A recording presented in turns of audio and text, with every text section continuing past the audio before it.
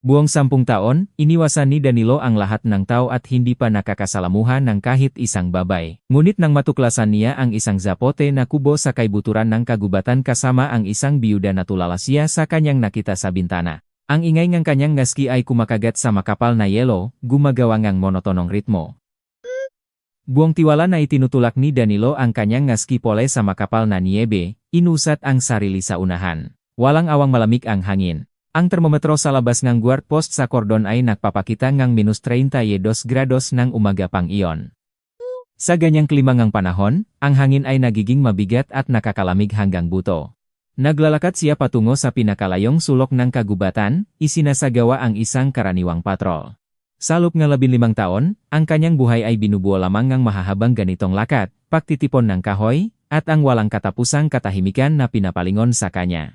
10 taon ang ginugol niya sa likod ng rehas sa isang makitit na semento na bilangguan sa Mindanao, kung saan ang tao ay kaway ng tao, at ang katarungan ay sinusukat lamang ng puwersa. Dun, natutunan niya ang pinakamahalagang alituntunin. Huwag magtiwala, huwag matakot, huwag magtanong. 5 taon pa ang lumipas mula nun, sa malayo at mapanganib na kagubatan ng Palawan, kung saan siya ay kusanglop na pumunta. Iniwasan niya ang tao, iniwasan ang kanilang walang tigil na kasinungalingan, iniwasan ang nakatiwaliang batas na nagpapahintulot sa isang mayabang na batang walang pinag-aralan na magnakaw, buhay ng kanyang asawang buntis si Ana nang walang anumang parusa. Ang isang ordinaryong inhinyerong lungsod ay nananatili pa rin doon, sa nakaraang buhay, wala ng pag-asa. Dito, sa gitna ng niebe, ang malungkot na tagapagtanot na si Gromov ay naglalakad isang lalaki na may sunok na parang desyerto sa kaibuturan, kulang sa init ng babae, kulang sa tawa, kulang sa walang kwentang usap ng mga kapitbahay. Naiwan na lamang ang matatandang punong niyog at pino na daan-daang taong gulang, ang mangga bakas ng pangangaso, at ang pagsasaka mula sa umaga hanggang gabi. Ang trabahuang nagligtas sa kanya. Pinagod nito ang kanyang katawan ng husto upang matulog siyang mahimbing sa gabi, walang panaginip o pag-alala sa mabagay na hindi na kailangan. Huminto ang mga ngaso sa tuktok ng isang maliit na burol, sumasandal sa kanyang skipole. Hinubat niya ang makapal na guwantes. Pinagapas ang mapanggatis na kamay sa mukha, pinunasan ang yelo sa pilik mata, at huminga ng malalim. Ang hangin galing sa hilaga ay nagdalang kakaibang amoy, halos hindi makilala. Ang mapait na amoy ng nasunok na kahoy at lumang abo. Hindi ito bagong usok mula sa apoy ng isang palaot na mga ngaso, kundi lumang usok mula sa isang kalan na matagal nang lumamig. Kumonot ang nuni Danilo, tinitingnan ang makulimlim na kagubatan. Ang pinakamalapit na tirahan ay 30 kilometro mula ron, isang makapal na kagubatan na halos hindi matawid sa taglamig. Sino ang makakapagapoy sa ganoong kalayuan, kung saan kahit sa tag-init ay bihirang may tumutuntong, mga mandaragit, nga nawawalang geologist. Binago niya ang direksyon, gumalaw ng tahimik, instintibo na sumubo sa kadiliman sa ilalim ng isang malawak na puno. Ang kanyang kanang kamay, nang may kahusayan at katumpakan, ay naglagay sa sintas ng kanyang baril. Ang pag-ingat ay matagal nang naging pangalawang kalikasan. Naiukit ito sa kanyang kaluluwa. Sa kagubatan, hindi ka maaring magpahinga kahit saglit, lalo na kung hindi mo alam kung sino ang naghihintay sa iyo sa unahan. Matapos ang kalahating oras na mabilis na paglalakad, isang maliit na anino ang lumitaw sa pagitan ng mapuno. Isang matandang kubo, matagal nang binabaw. Ang bubong ay bumagsak sa isang tabi sa ilalim ng bigat ng niebe. Ang brick na chimenea ay nakatagilid. Huminto ang dating bilanggo sa gilid ng kagubatan, maingat na sinusuri ang landas. Ang niebe sa paligid ng kubo ay makinis at patak tulad ng isang kumot na hindi pa nahahawakan. Walang bakas ng paangang tao, walang bakas ng hayop. Sinuman ang nasalop ay hindi lumabas sa maraming araw na. Ang huling malaking bagyo ay dumaan noong Martes. Kaya ang tao ay nagtagoduan ng hindi bababa sa isang linggo. Dahan-dahang lumapit si Danilo sa kahoy na pader. Ang balangkas ay nagyelo ng buo. Ang tanging maliit na ledge ay natatakpan ng isang makapal na yelo. Hinubat muli niya ang kanyang guwantes. Ang hubat na palat ng kanyang kamay, mainit-init, ay inilagay sa magaspang na salamin. Ang init mula sa katawan ni Danilo ay nagsimulang matunaw dahan-dahan, dumudulas sa maputlang patak. Isang maliit na butas ang lumitaw. Idinapit ng mangaso ang kanyang mukha sa bintana. Ang nakita niya sa maruming salamin ay nagulat sa kanya ng matindi. Ang tanawin ay nagpaisip sa kanya na kalimutang malamig. Sa loob, isang mapanglaw na kapaligiran ang sumasaklaw. Ang matandang kalan, kalawangin at nakatayo ng walang gumalaw, walang kahit isang ningas ng init. Sa malayo na sulok, isang babae ang nakaupo sa tambak ng bulok na basura. Siya ay mukhang naghihirap ng kakilakilabot. Manipis na balat, maputla at nakasiksik sa pisngi. Ang malalaking itim na mata ay namumukot ng hindi normal sa pagod at gutay na mukha. Nanginginig ng malakas at walang kontrol ang babae, walang anumang intensyon na huminto. Suot lamang niya ang isang manipis na polong tak-araw, maikling manggas. Ang temperatura sa loob na kubo na walang apoy ay halos kapareho na kakakilak na lamig sa labas. Kumunot ang mata ni Danilo, sinisikap na maunawaan ang kakatuwang bagay na ito, saka biglang nauintindihan. Lahat ng mainit na damit niya ang makapal na jacket, ang makapal na sweater. Ang mahabang scarf ay nakabalot ng mahigpit sa isang maliit na bagay na nakahiga sa kanyang mahita. Gumawa siyang isang malaking kuto mula sa kanyang magamit, ganap na sinisasakripisyo ang kanyang sariling init upang mailigtas ang bata. Ang maliit na muhangang isang batang lalaki na may 2 taon ang gulang ay sumungah mula sa look ng maluwak na jacket. Ang babae ay hawak ang isang baluktot na bakal na tasa sa kanyang nanginginig, nangasong na kamay. Maingat siya, sinisikap na huwag maitupon kahit isang patak, hinahawi ang tasa patungo sa labi ng bata, binibigyan ang batang lalaki na natunaw na tubig. Kumikilos ang kanyang malabi ng bahagya. Nagdarasal siya. At sa tabi niya, nakasandal ang puwit sa sahig na kahoy, ay isang matandang 2 palong shotgun.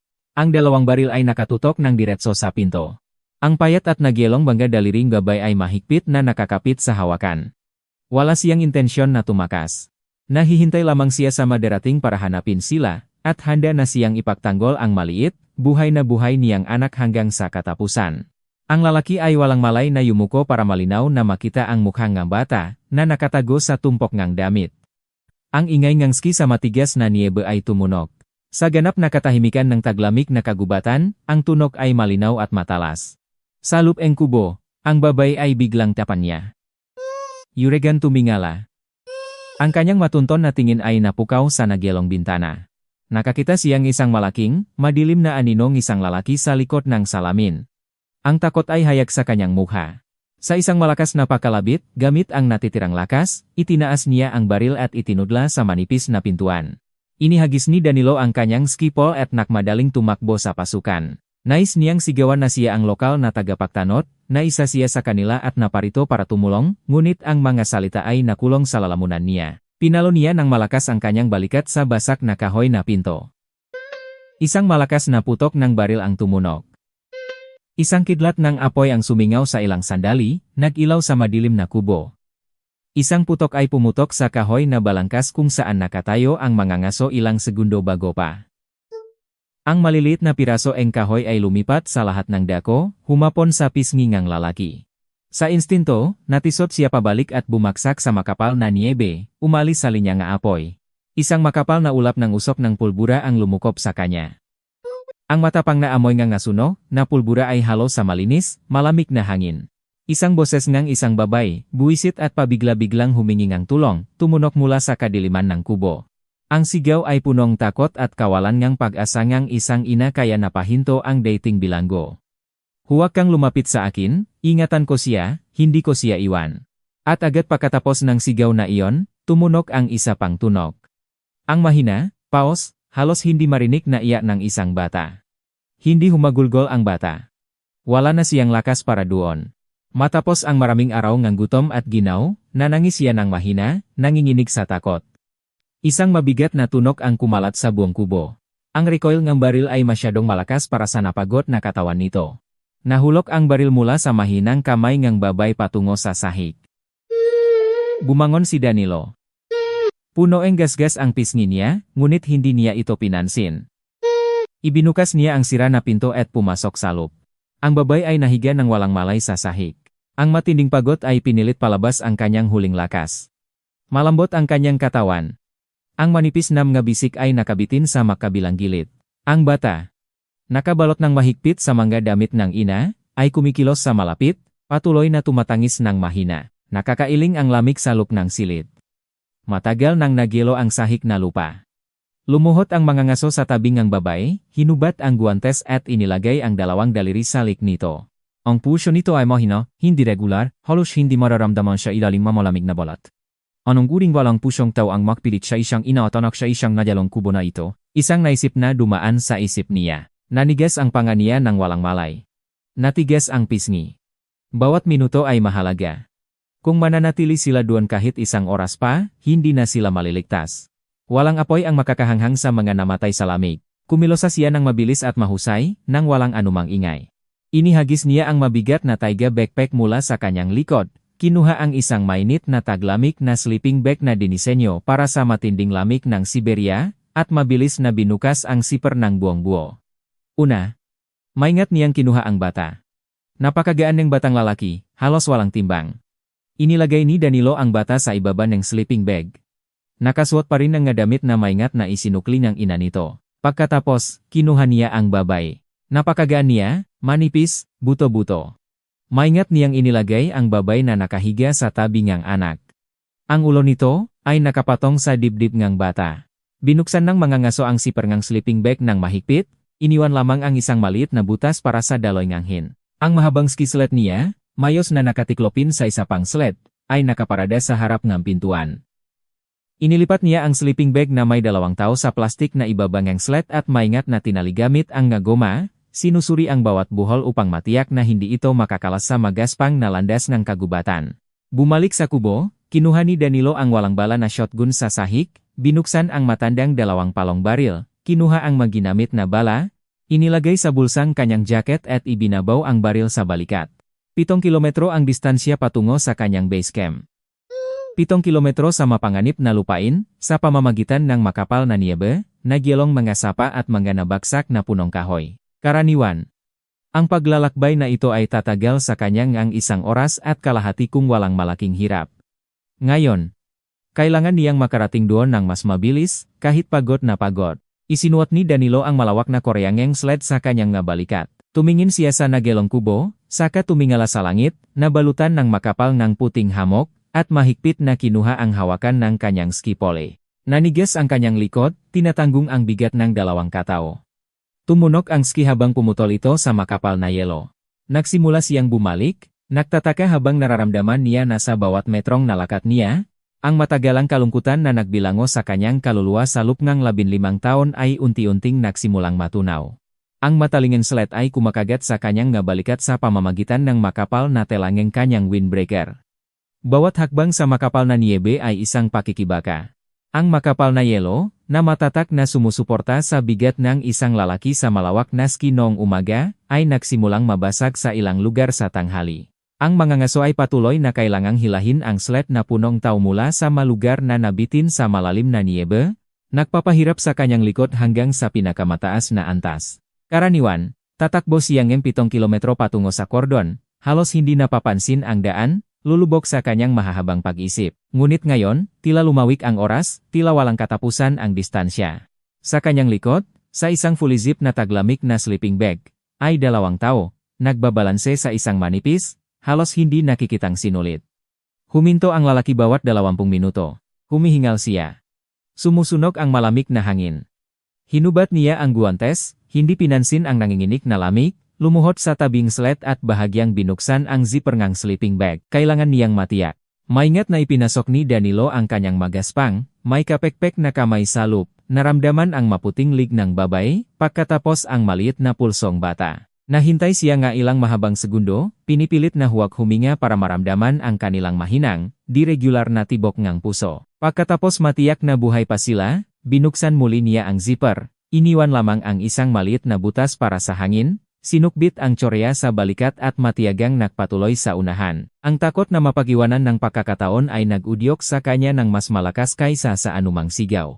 Inalis niya sa isip ang ideya na ang babae ay maaring hindi mabuhay sa hipotermia na ito. Ang katawan nito ay halos walang lakas na.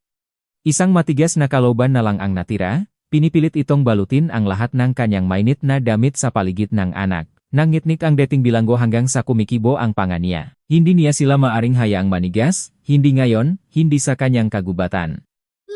Sa wakas, nagbukas ang mapuno, nagpapakita ngang isang malawak na bukas na lugar. Ang base camp ay nakatayo sa isang maliit na burol, matibay na gawa sa makapal na kahoy.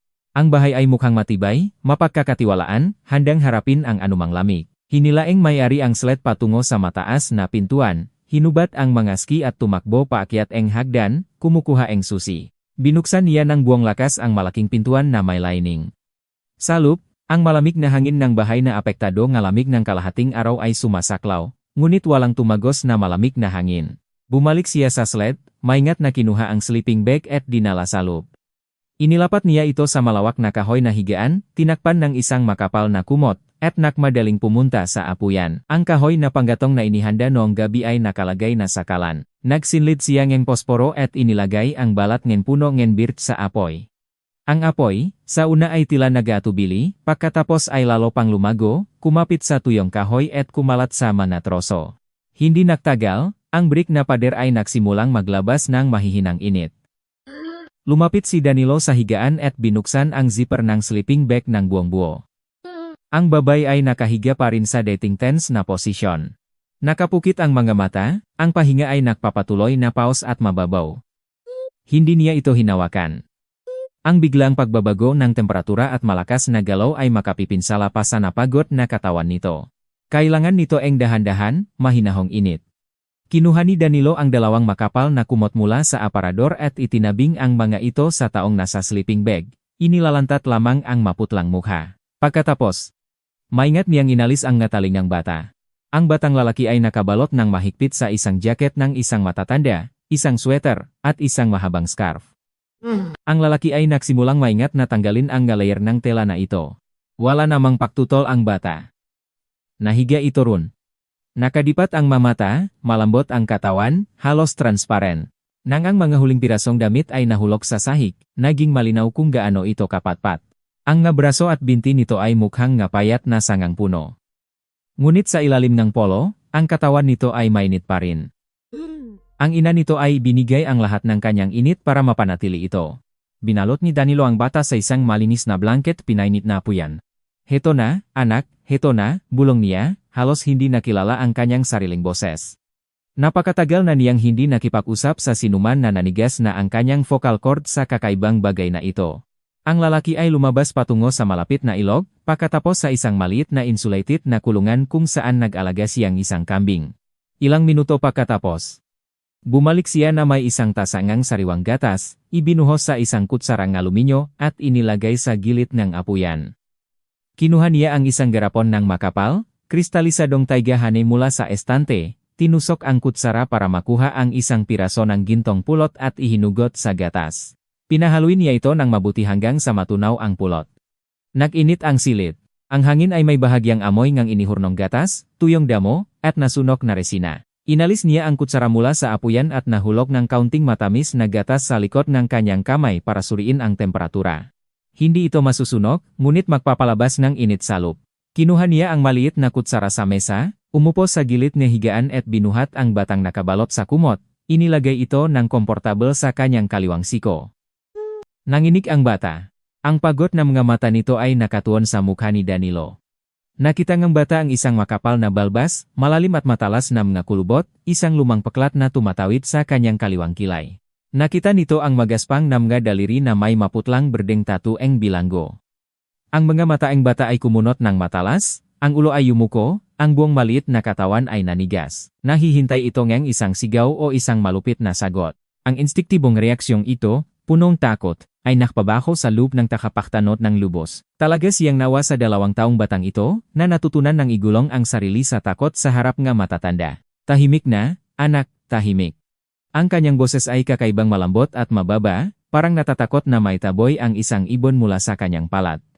"Huwag matakot, walang makapipinsala sa iyo dito. Nagdala akong gatas." Maingat na dinala ni Danilo ang kutsarang matamis na gatas sa maputlang labi ng bata. Liniit ng bata ang labi sa instinto. Ang tamis ng pulot at sariwang gatas ay nakpabukat ng mata ng bata. Nanalo ang gutom sa takot. Ang bata ay nagalinlangang humigop ngang unang higop, pagkatapos ay isa pa. Mabagal at maingat na pinakain ng lalaki ang bata, kumukuha ng kalahating kutsara at mahinahong humihipan, nahihintay na maubos ng bata ang kahuli-hulihang patak. Ang malaking lalaki, na may makamay na sanay sa mabibigat na trabaho sa kagubatan, ay ngayon ay gumagalaw ng may ganap na katumpakan, halos kasing husay ngang isang goldsmith. Natatakot siyang gumawa ngang anumang hindi kinakailangang galaw, sa takot na matakot o mapababa ang mahinang nilalang na ito. Pagkatapos ng ikalimang kutsara, naging mas regular ang pahinga ng bata. Bumaba ng bahagya ang kulay asul sa pisngi ng bata, nagbibigay daan sa isang halos hindi nakikitang mapuraw na pula. Tumigil sa pakunot ang bata. Tumingin ito ng diretso kay Danilo gamit ang malaki, seryosong nga mata. Sa mga mata na iyon ay wala nang nakakalumong takot, tanging isang malalim na pagod na wala ng pakabata, kasama ang isang mahiyaing tanong. Nagdala ang mga ngaso en isa pang kutsara, at biglang isang manipis, halos transparent na kamay, ang sumungaw mula sa ilalim ng kumot. Ang malilit na malamig na mga daliri ay dahan-dahang iniabot at mahigpit na nakahawak sa kalas na hinlalato ni Danilo. Ang kapit ay mahina, ngunit naglalaman ng isang desperadong pagnanasa para maprotektahan, isang biglaang tiwala na huminto sa pahinga ng lalaki. Nanigas siya sa takot, natatakot na gumalaw. Sa unang pagkakataon sa loob ang 15 taon ang kahirapan, tunay na naramdaman ang kanyang kaluluwa ang init. Parang ang manipis na maliit na kamay ang batang ito ay nagbutas ang butas sa kanyang baluti. Naging mapait ang mata ni Danilo. Nilunok niya ang isang nag-iisang bukol. Ang mga moy na patak ay umakyat sa lalamunan, paulit-ulit na kumikit-kit ng mata para malinis ang basang lugar. Kumain ka, anak. Bumawi kang lakas, bulong niya, hawak pa rin ang kutsara. Ang bata ay hindi binitawan ang kamay niya hanggang hindi niya ibinaba ang kutsara. Puno na ang sikmura, pinutik ang mga mata, huminga ng malalim, at halos agad na nakatulok ng mahimbing. Maingat na hinawi ni Danilo ang kanyang daliri, inayos ang kumot ng bata, pagkatapos ay lumingon sa babay. Nagpahinga ang kanyang muha. Ang init mula sa apuyan, ay gumana na. Nawala ang asul na kulay. Ang balat nito ay nakabawi ng maputlang ngunit masigla na kulay. Tinapos ang panginginik na dati ay nakpaulit-ulit sa katawan nito sa kubo. Tumayo ang mga ngaso para dalhin ang ngawalang laman na pinggan sa mesa. Ang mabibigat na tablaeng sahig ay bahagyang lumiyad sa kanyang bigat. Ang tunok na iyon ang naging senyal. Ang kamalayan ni Maria ay nagising mula sa kawalan ng ulirat. Nagising ang mata nito, hindi agad nakilala kung nasaan siya. Isang kakaibang, matapang na amoy ngang pino at damo ang pumasok sa kanyang ilong. Mainit. Isang makinis na kisamengang, kahoy ang nakabitin sa itaas niya. Kumitkit siya ngang mata, nagsisikap na mag-focus. Bumalik ang nga alaala. Ang nagilong kubo, ang nakarolyo na jacket, ang malamig na maliit na si Bunso, ang dalawang palong shotgun sa kanyang nga kamay. Isang tamangang baril. Mabilis na lumingon ang gabay. Isang malaking, estranyo na lalaki ang nakatayo sa tabi ng mesa, ang likod ay nakaharap sa kanya.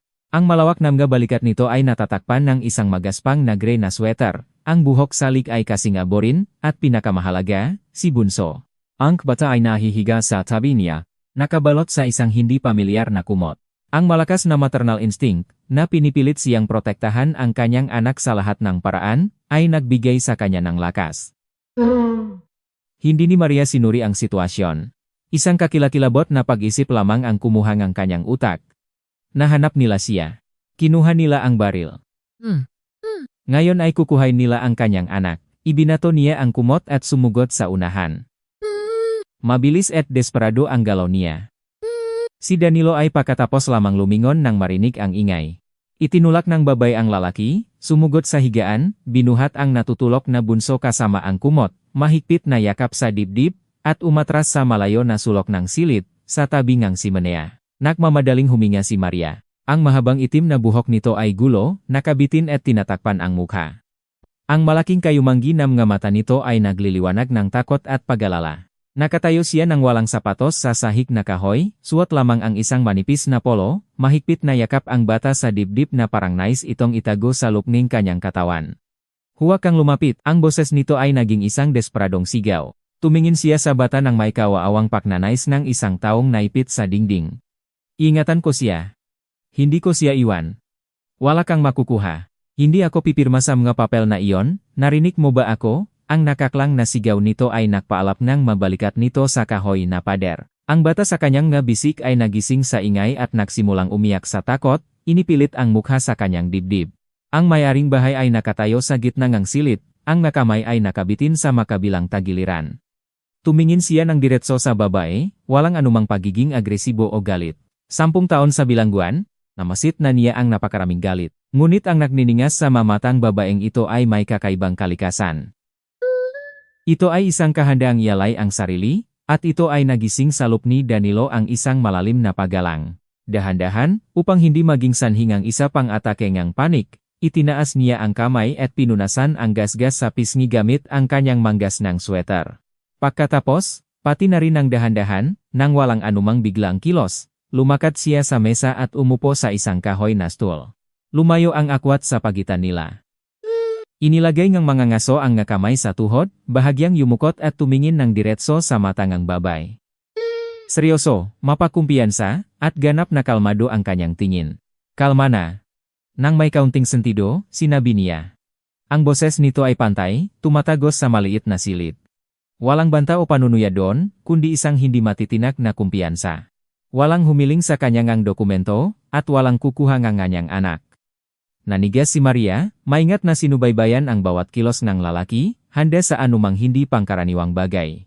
Nagsilbi akong 10 taon sa Astroga, patuloy ni Danilo sa pantay na tono. Hindi niya tinatago ang kanyang nakaraan. Ginagamit niya ito bilang isang kalasag.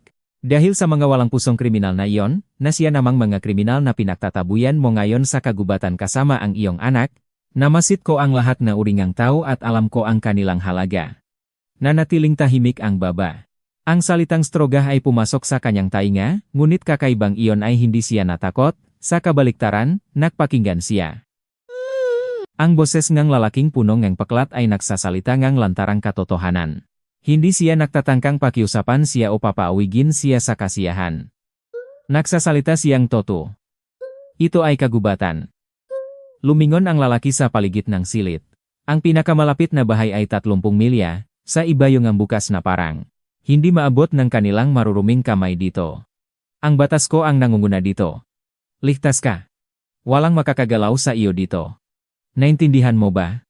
Ang nga salita ay matindi at nakakumbinsi, at bawat salita ay nakpababangang tensyon sa silid. Tumingin si Maria sa pagod, gray na mamata, napapalibutan ng isang network ng malalim na kulubot. Sa mga mata ng lalaki, ay walang anumang kasinungalingan, kasakiman, o kalupit-lupitan.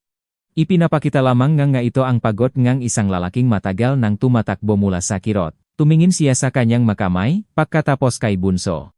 Ang mukhang bata ay nagpapakita ng pagtataka. Humihinga ito ng regular, ang nga patak ng mainit na puting gatas ay nagelo sa sulok ng bibig nito. Ang seryosong lalaking ito ay nagpakain ng kanyang anak habang siya ay walang malay. Dumating ang katotohanan kay Maria. Ang takot na nagpabagsak sa kanya sa loob ng ilang minutong nakaraan ay biglang nawala. Nanginig ang natuhot niya, hindi na makaya pang hawakan ang bigat ng kanyang katawan. Hindi na niya kailangang tumakas, hindi na kailangan pang magtago sa nagelong kubo. Hindi na kailangang hintayin ang ngataong iyon. Buhay pa sila. Ang naipon na tensyon ng maraming buwan ng pamumuhay sa takot at kawalan ng pag-asa ay nakalabas na sa wakas. Sa wakas, naubos na ang kanyang lakas. Dahan-dahang lumuhod si Maria sa sahig na kahoy, yakap pa rin ang kanyang anak, ngunit ngayon ay mas magaan. Iniapit niya ang mukha sa mainit na blanket ni bunso. At ang mga balikat ay nagsimulang mangginig. Sa una, ito ay isang seryengang nakalang nga buntong hininga, pagkatapos ay pinunong silid nga puso-pusong hikbi. Nanangis siya ng walang pigil, nang walang anumang pagtatangkang pigilan. Lahat ng kilabot ng manakaraang linggo, ang sakit ng pakawalang asawa, at ang nakakilig na lamig na sirang bukit ay bumuhos ngang sabay. Nananatiling nakaupo si Danilo sa isang stool. Hindi siya lumapit, hindi nagtatangkang aliwin siya ngang salita o mapaglaruan na patpat sa balikat. Alam niya na kapag ganun ang kirot ay bumubuhos mula sa isang tao, hindi maaring gambalain ang tao. Maari lamang siyang umupo sa malapit at bantayan ang lugar hanggang sa mabuti na siya. 3 linggo ang lumipas. Ang oras sa base camp, dating boring at monotonous, ay biglang naging masaya at makulay.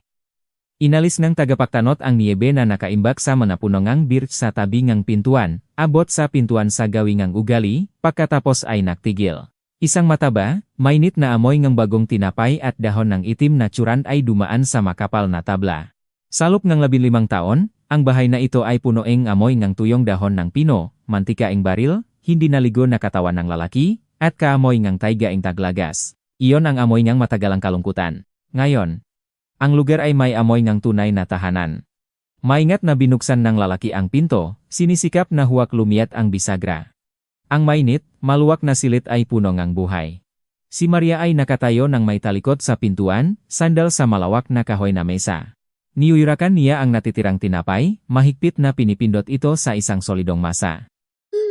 Ang manggas ng kanyang tsekret na polo ay nakatupi hanggang siko. Ang mapayat, malambot na mga bisik nito ay kakaibang malakas. Si Bunso ay nakaupo sa tabi nito sa isang unan na nakalatak ng maluwag sa hurno.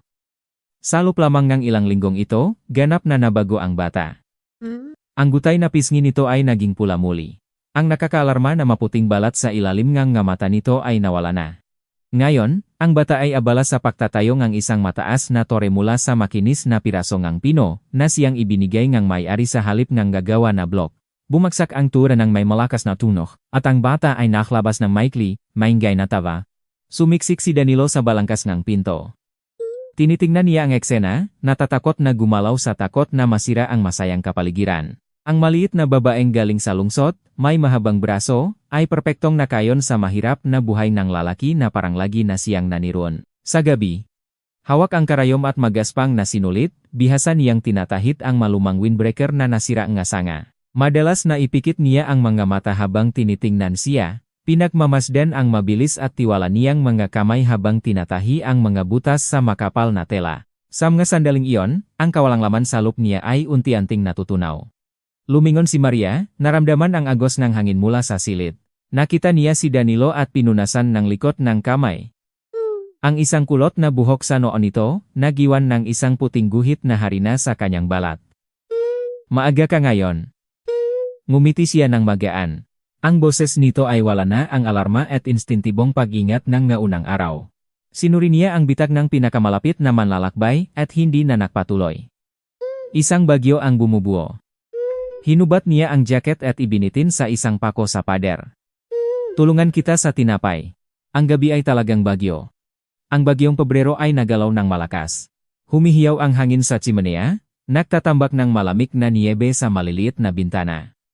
Ang makapal na pinongang bahay ay paminsan-minsang tumutunog ng bahagya sa ilalim ng init ng matinding panahon, ngunit sa loob ay hanap na ligtas at mainit.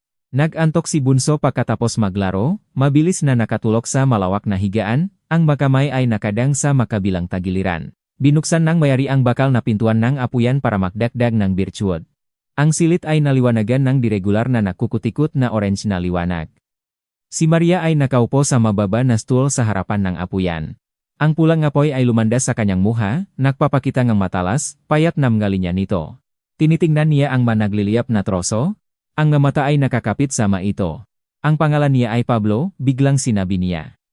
Malambot ang boses, ngunit ang nakakasawang katahimikan sa bahay ay nakpahintulot kay Danilo na marinig ang bawat salita. Huminto siya, ang isang troso sa kamay, maingat na inilagay ito sa apoy, isinara ang pintoeng apuyan ng kalahati upang hindi mahadlangan ang liwanag, at umupo sa kahoy na upuan sa harap niya. Ang lalaki ay maingot, alam na ang pag-usap na ito ay matagal ng pinagpapainit. Kailangang pumutok ang piksa. Nakakilala kami noong mga estudyante pa, dahan-dahan na nagsalita ang babay, maingat na pinipili ang manasalita, parang binubuong muli ang nakaraan. Napakatiyak niya at pangarap ngang sariling negosyo. Nang magpakasal kami, wala kaming may pagmamalaki kundi ang kanyang malalaking ambisyon. Siya ay nagsipag ng walang pagod, nangupahan ng isang lumang van at nagmamaneho ng kusa, pagkatapos ay isa pa, at isa pang isa. Sa loob ng 5 taon, nagtayo siyang malaking kumpanyang logistics.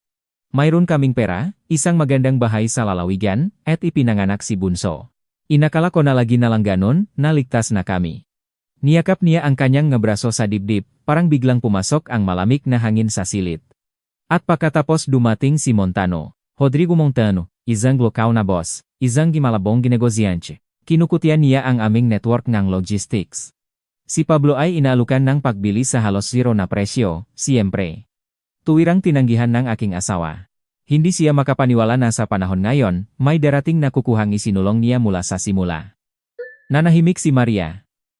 Isang troso ang pumutok sa apuyan, nagpupunta ng mga kidlat sa lahat ng dako. Namatay si Pablo noong Nobyembre. Ang boses niya ay humina, halos bulong, naging tuyot at walang emosyon. Aksidente sa National Highway. Nabigo ang preno. Sa isang sasakyan na kumpletong na-check sa service center isang linggo bago. Mabilis na isinarang ang pulisya ang kaso, itinuturing ito na aksidente. Nananatiling nakaupo ng walang galaw si Danilo. Tinitingnan niya ang manakayuko niyang kamao, ang mabukong ng daliri ay maputi sa pag-alala, at naramdaman ang isang pamilyar na nakakasuklam na galit na umakyat sa kanyang dibdib. 3 araw matapos ang libing, mga galit na tao ang dumating sa aking bahay. Patuloy ni Maria. Tinitingnan ang apoy. Hindi sila sumiga, dahan-dahan silang nagsalita at maingat na binanggit ang mga detalye. Mas lalo pa akong natakot. Naglagay sila ng mga pekeng pakakautang sa mesa. Ang halaga ay napakalaki kung kaya't hindi ko kaya sa buong buhay ko. Sinabi ng mga taong ito.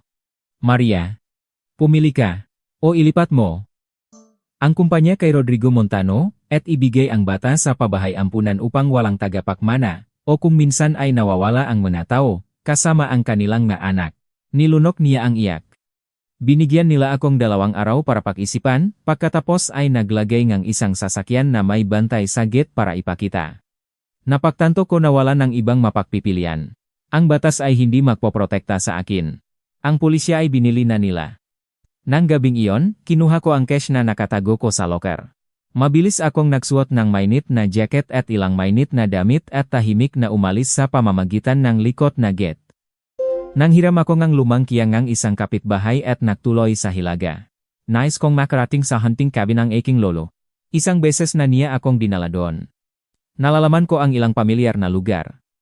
Naisip ko na manatili doon ng ilang buwan hanggang lumamig ang lahat, at pagkatapos ay mahanap ang paraan para umalis sa bansa. Tumingin si Maria kay Danilo. Nagliliwanag ang maluha sa kanyang mamata, ngunit hindi niya pinayagan ang ito na mahulog. Hindi ko nakarating doon. Nasira ang Kia sa isang tiwali na logging road, 15 kilometro mula sa aming patutunguhan. Walang signal ng telepono. Ang paghihintay ng tulong sa lamig ay tiyak na magreresulta sa kamatayan. Binuhat ko si Bunso at naglakad sa kagubatan at nagligaw.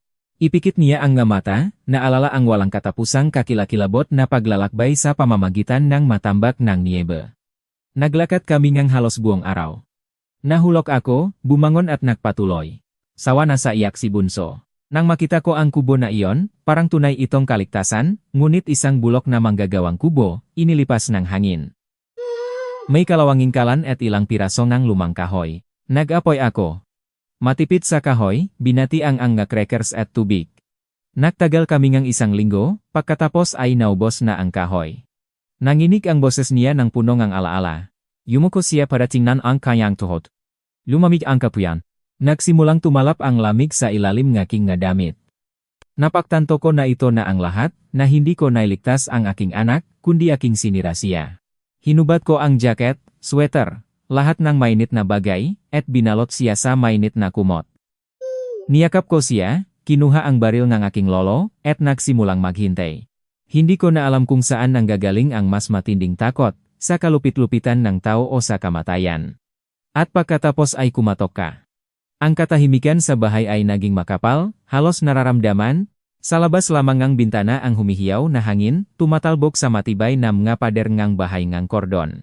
Dahan-dahang yumukot ang mga ngaso pasulong, kinuha ang isang bakal na kawit at hinalo ang baga sa apuyan.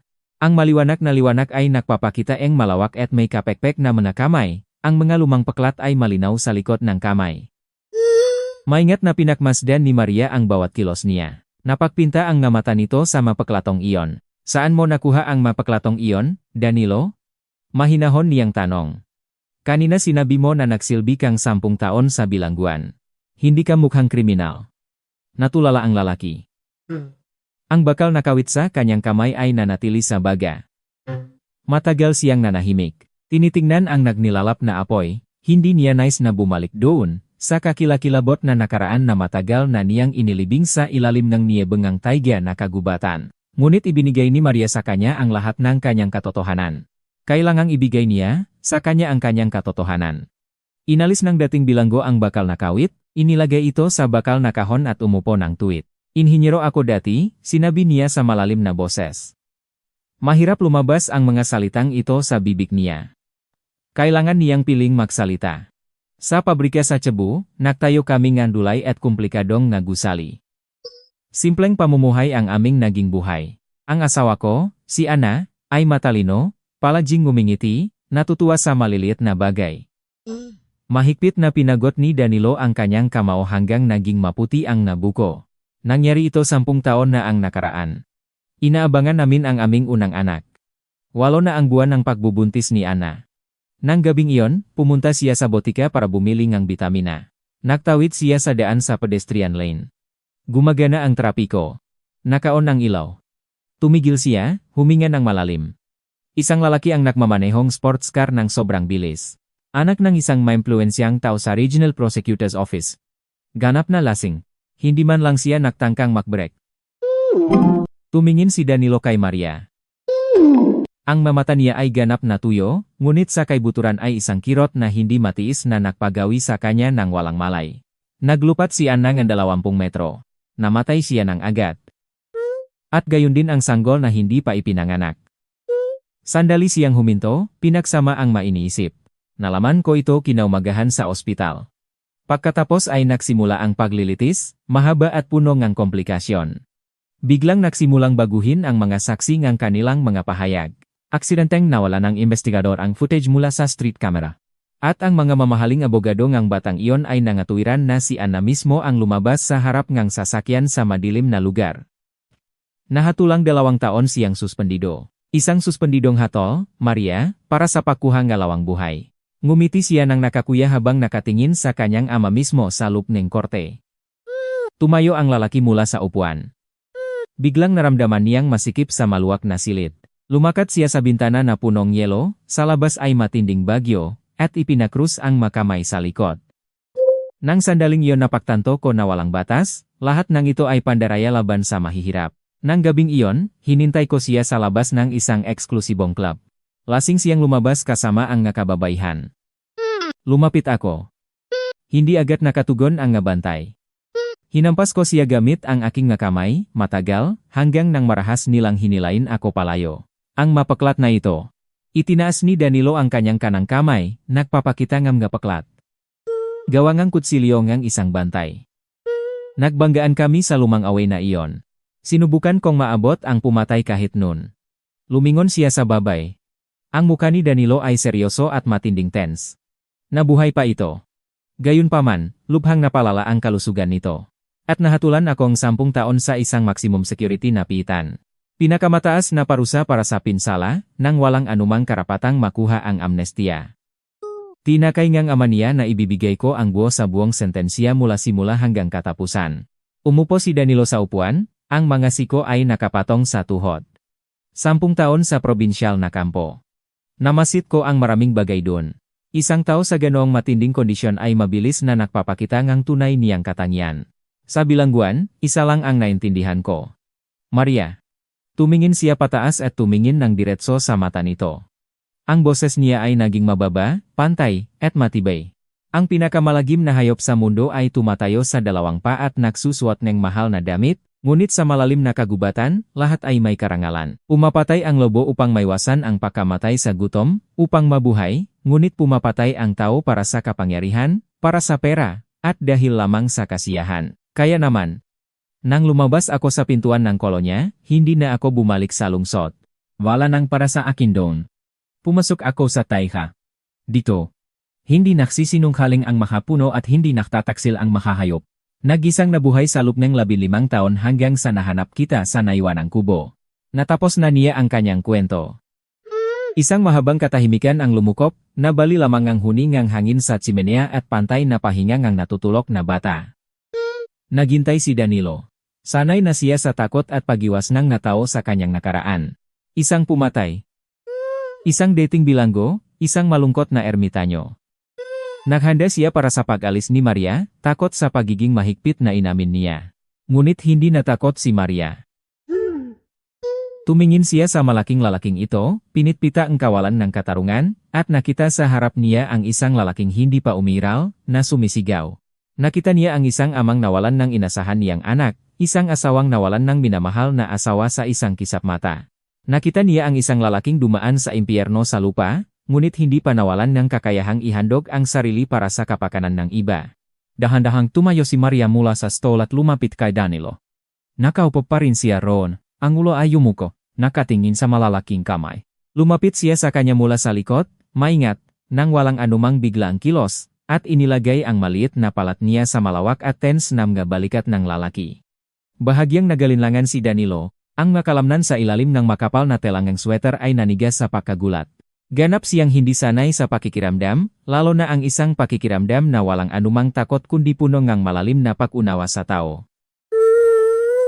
Hindi nagsalita si Maria. Lumuhot lamang siya at inilapit ang mainit na pisngi sa makapal, magaspang, maagang nagablap na buhok niya. Niyakap niya ang ngabalikat, tapat na ibinibigay sa kanya ang kaunting ngunit tunay na init na mayroon siya. Mabagal na huminga si Danilo. Ang panloob na tensyon na nakulong sa kanyang katawan sa loob ng maraming taon ay nagsimulang lumambot. Itinaas niya ang kamay at, maingat, sa takot na masaktan siya, inilagay ang may kapekpek na palat sa mga manipis na daliri nito na nakalagay sa kanyang ngabalikat. Sa sandaling iyon, sa gitna ng bukso ang Pebrerong Bagyo, sa isang malayo na bahay sa Palawan, dalawang malaking kirot ng tao ang nagtakpo, upang mapainit at mapagaling sa katahimikan, pagliligtas na lubos na kailangan ng dalawa. Isang matalas na kutsilyo ang magaan, nang walang labis na lakas, ay nakputol ngam gagintong pirasongen kahoy mula sa isang pirasongen pino. Nakaupo si Danilo sa pinakamataas na baitang ng pintuan, ang mahahabang binti ay nakauntok sa mga rubber boots. Ang mainit na liwanag ng Abril ay nakpainit sa kanyang malawak na likod. Ang tubig ay regular na nakpapatak mula sa bubong, gumagawa ngang malalim, maitim na mabutas sa malambot na niebe. Unti-unting nagigising ang taiga mula sa mahabang taglamig na tulok. Ang nabilok na linya ng isang gawa, sa kahoy na oso ay lumabas sa ilalim ng kutsilyo ng mangaso. Mabagal siyang nagtatrabaho, tinatamasa ang lambot ng kahoy at matapang na amoy ng sariwang resin. Kumiyak ang pinto sa kanyang likod. Lumabas si Maria sa pintuan, hawak ang isang malawak na palangganang bahan na punong basang damit. Tumingin ang lalaki pataas at muli ay napagtanto na hindi pa niya nagagawang masanay sa biglaang pagbabago. Wala nang bakas ng maputlang anino, halos patay na dinala niya pabalik sa slet noong Enero. Ang babaeng iyon ay tunay na nabuhay muli. Ang sariwang hangin, katahimikan, at walang tigil na trabaho ay nakbalik ng kalusugang liwanag sa kanya. Ang nga mata ni Maria ay wala ng taglay na nakakakilik na kakilakilabot na nagtatago sa pinakailalim. Ngayon ay nagliwanag sila ng pare-pareho, tiwala na liwanag. Suot niya ang maluwak na flannel na polo ni Danilo, maingat niyang binago para sa kanyang katawan, at makapal na climbing pants. Tinali niya ang mahabang itim na buhok sa isang maayos na braid. Inilagay ni Maria ang palanggana sa isang kahoy na upuan at nagsimulang ibitin ang nga damit sa lubit na nakaunat sa pagitan ng dalawang haligi. Mabilis at malikse ang magakilos niya, kumain siya ng kaunting inumin. Tumingin ang dating-dating bilanggo sa kanya at naramdaman ang isang init na matagal nang wala na. Nagnanasa siyang protektahan ang marupok na mundong ito, takpan ito mula sa lahat ng panganib ng mataas, matibay na pader. Si Bunso ay tumatakbo ng paliko-liko sa buong bakuran.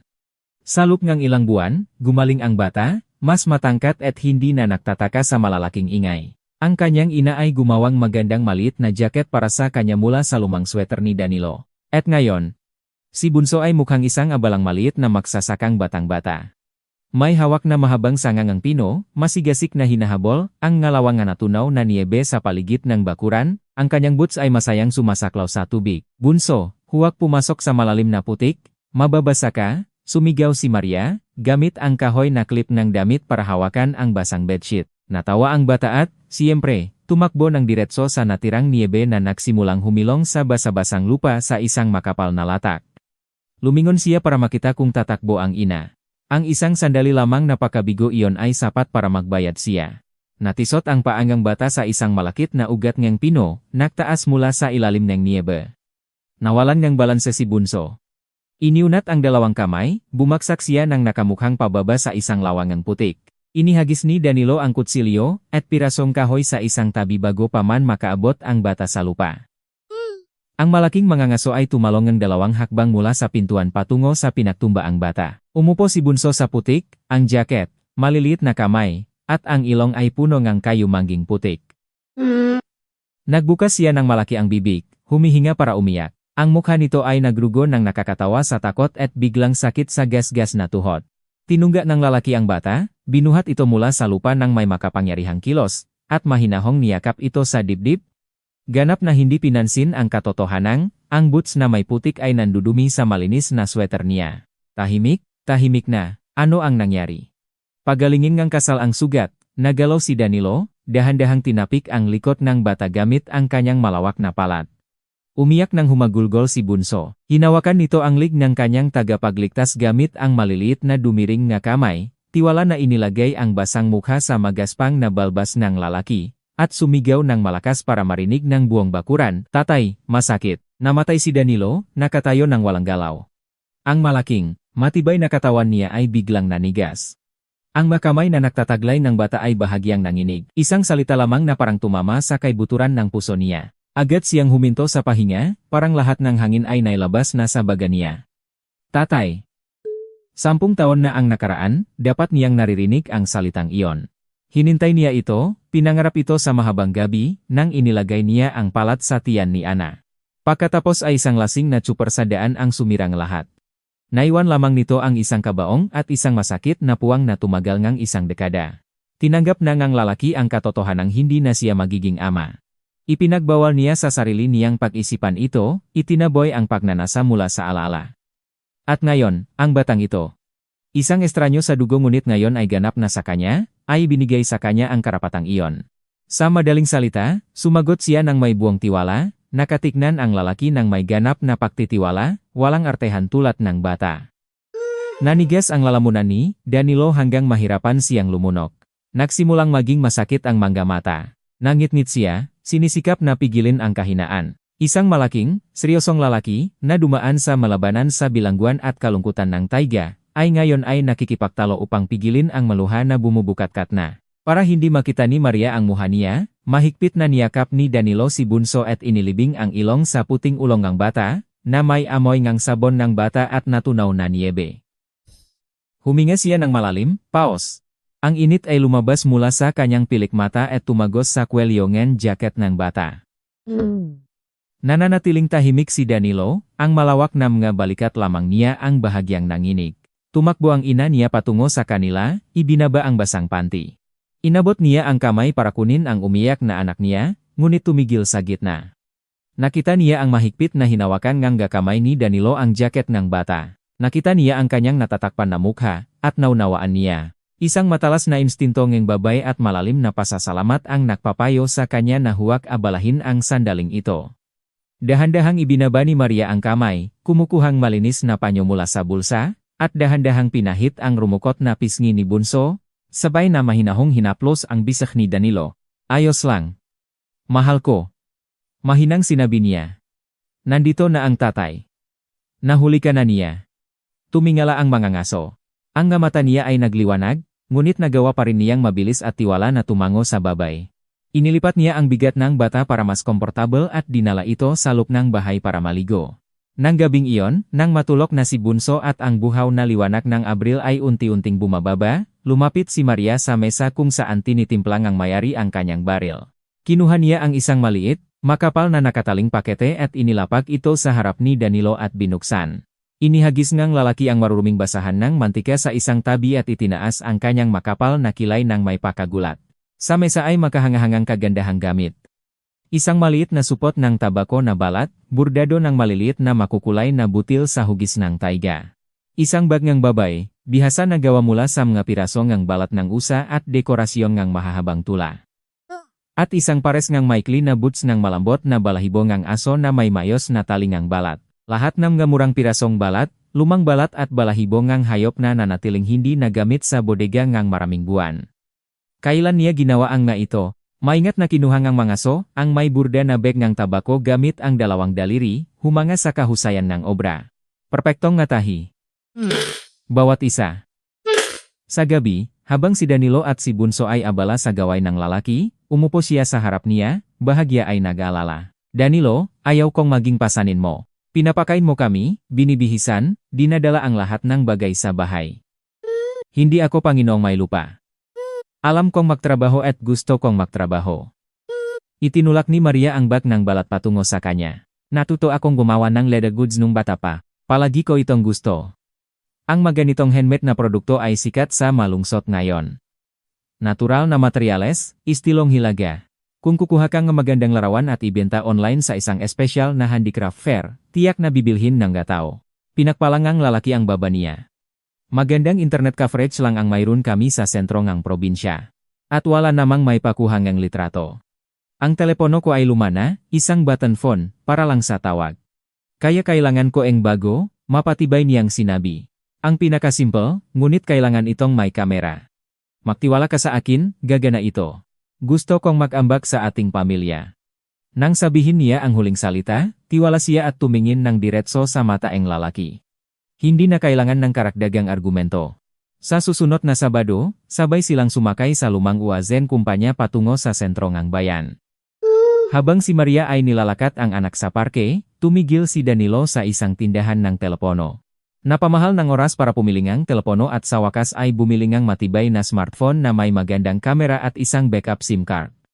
Bumalik sa basecamp, nagtayo sila ang isang profesional na photo studio. Dinalang tagapagtanot ang malawak na puno sa pintuan. Maingat na inilatak ni Maria ang kanyang nga obra dito, nang may magandang paghahanda, na may background ng nga pinong-puno na punong niebe. Ang malitratong lumabas ay kahanga-hanga. Nang gabing iyon, nagawa nilang makuha ang signal ng mobile phone mula sa bintana ng attic. Nag-sign up si Maria sa website ng nga artisano, lumikhang ng pahina na pinangalanang Taiga Patterns at ini-upload ang kanyang nga unang obra, sumulat ng maikling paglalarawan para sa bawat isa. Ang unang order ay dumating 3 araw pagkatapos. Isang customer mula sa Cagayan de Oro ang pumili ng isang bag ng balat at agad na nagbayad gamit ang card na inirehistro ni Danilo sa ilalim ng kanyang pangalan isang taon bago. Nang makita ni Maria ang notification ng pahlilipat, nagningning siya sa pagmamalaki. Ang mamata niya ay kumislap. Niyakap niya nang mahigpit ang leg ni Danilo. Nagawa na natin ito, man sinabi? Nagawa na natin ito. Sinabi ko sa iyo. Mahigpit siyang niyakap, tunay na nagagalak para sa tagumpay niya.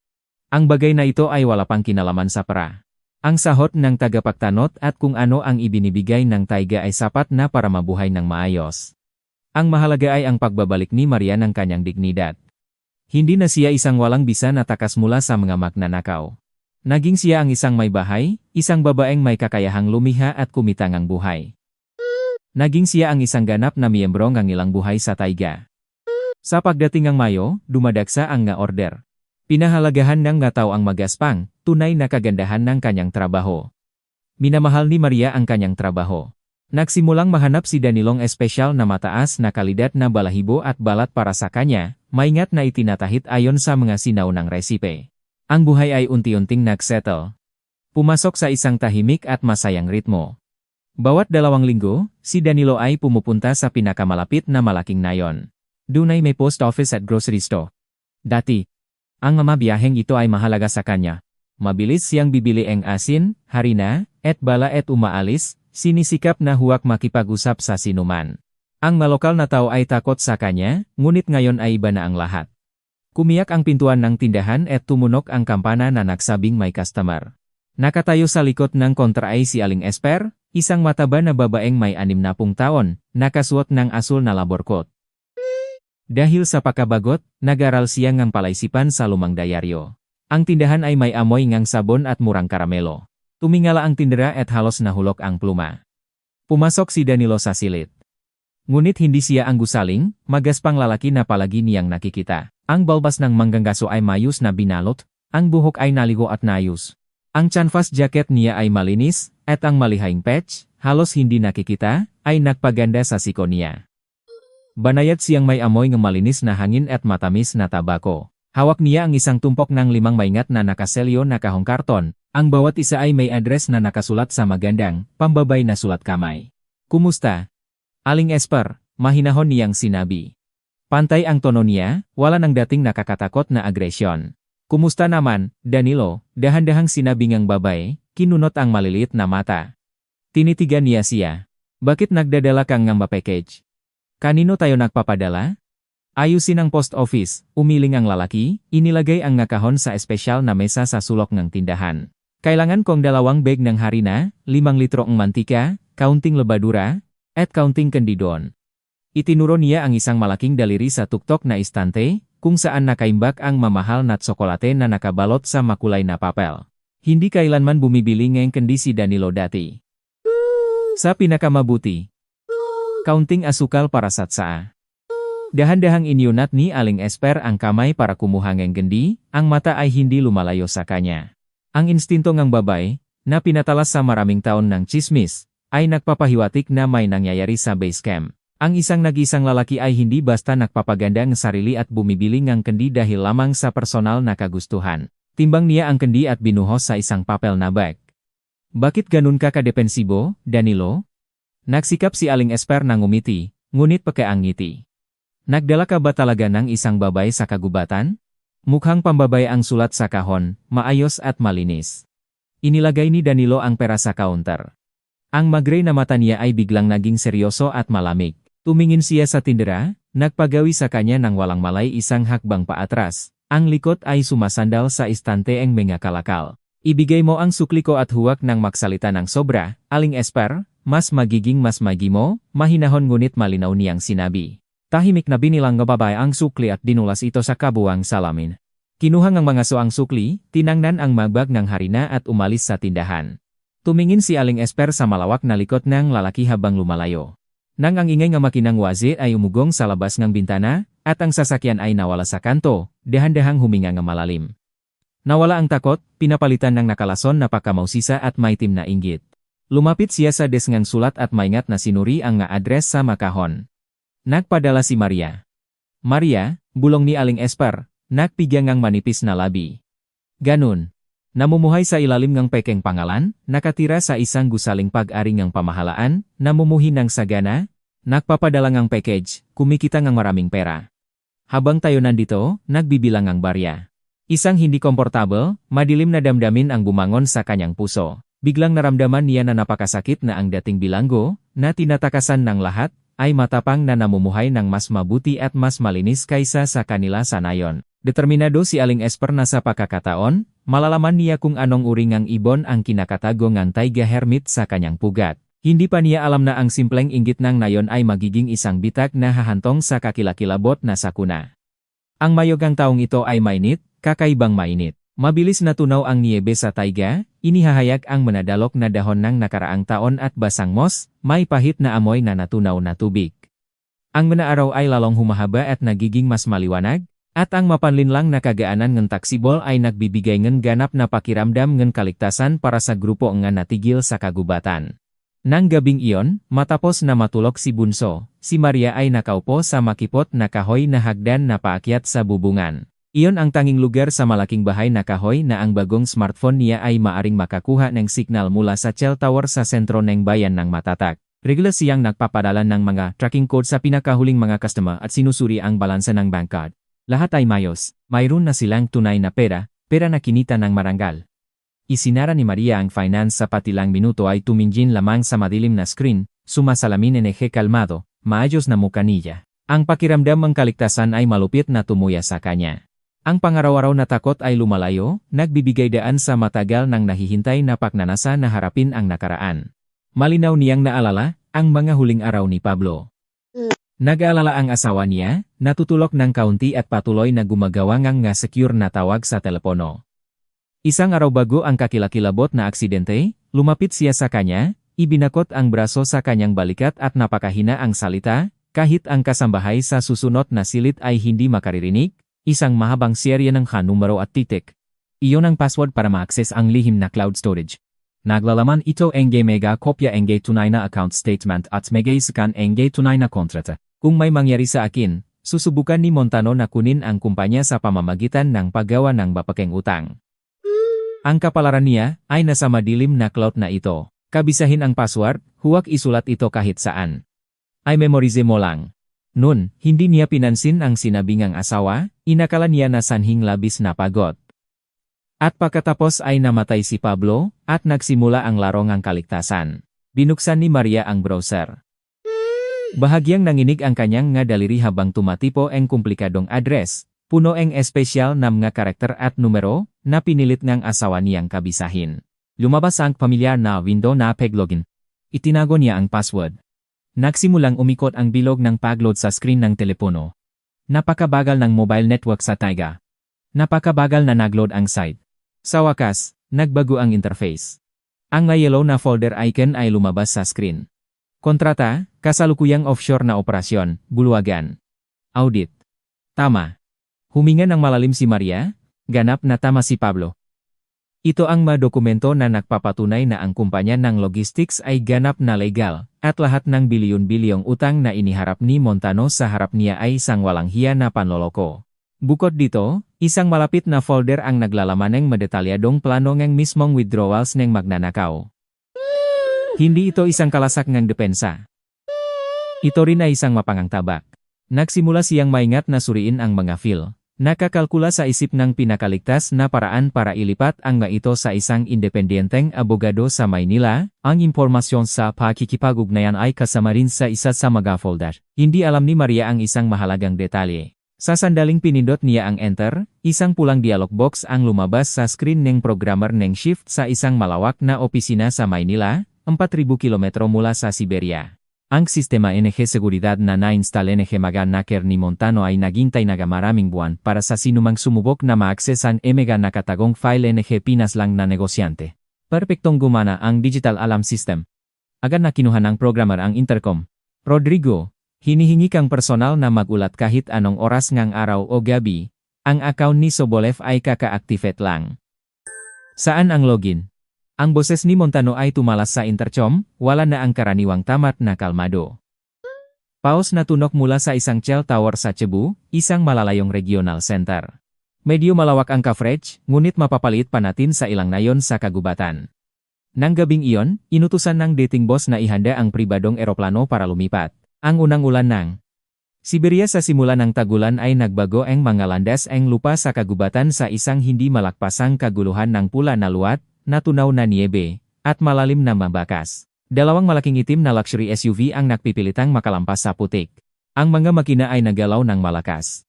Ang makabilang tagiliran ngang makintap na sasakyan ay matagal nang natatakpan ngang makapal na kayumanggi na putik. Nakaupo si Rodrigo Montano sa upuan ng pasahero ng ngunguna na sasakyan. Ngumuso siya ng may pakasuya habang tinitingnan sa labas ng may kulay na bintana. Tinitingnan ang matatandang puno ng pino at mapurol na mga bakot ng ilang nayon. Ang mahal na suite na gawa sa kamay ay kakatwatiwang tingnan dito. Tunay na nagagalit ang mandarambong. Kinasusuklaman niya ang pag-alis sa kanyang hanay ng mga kaibigan, kinasusuklaman ang dumi, lamig, at kaguluhan, ngunit wala na siyang ibang pagpipilian. Ang sitwasyon sa kabisera ay umabot sa isang puntong mapanganib na.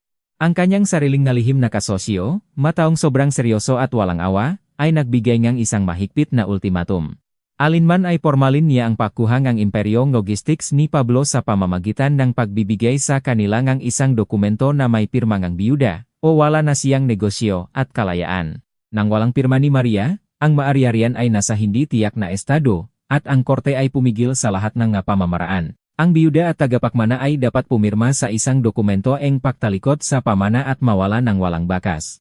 Nang dumating ang signal mula sa Siberia ng gabing iyon, agad na napagtanto ni Montano na hindi lamang buhay ang babae. Mayroon na siya nga nakapipinsalang dokumento sa kanyang kamay. Ang pagpapadala ng simpleng tagapagpatupad ng batas para gawin ang misyon na ito ay naging mapanganib na. Nangangailangan ang sitwasyon ng direktang pakikialam at huling desisyon niya. Ang masasakyan ay dahan-dahang pumasok sa tanging aspaltadong daan sa nayon ng kagubatan at huminto sa harap ng isang kupas na gusali na may tanda ng grocery store. Maghintay dito, dalawa pumunta kasama ko. Maputik niyang sinabi sa mga bodyguard. Ang tindahan ay may amoying kahalumigmigan, sabon, at bagong tinapay. Tamat na pinunasan ni Aling Esper ang glass na counter gamit ang isang basang tela. Si Mang Elias, ang lokal na health worker, ay nakatayo sa dulong hanay ng mga kagamitang pambahay, ang likot ay nakaharap sa pintuan, maingat na sinusuri ang petsa ang pagiging epektibo sa isang murang pakete ang tesaa, bumukas ng malakas ang pinto. Tatlong lalaki ang pumasok.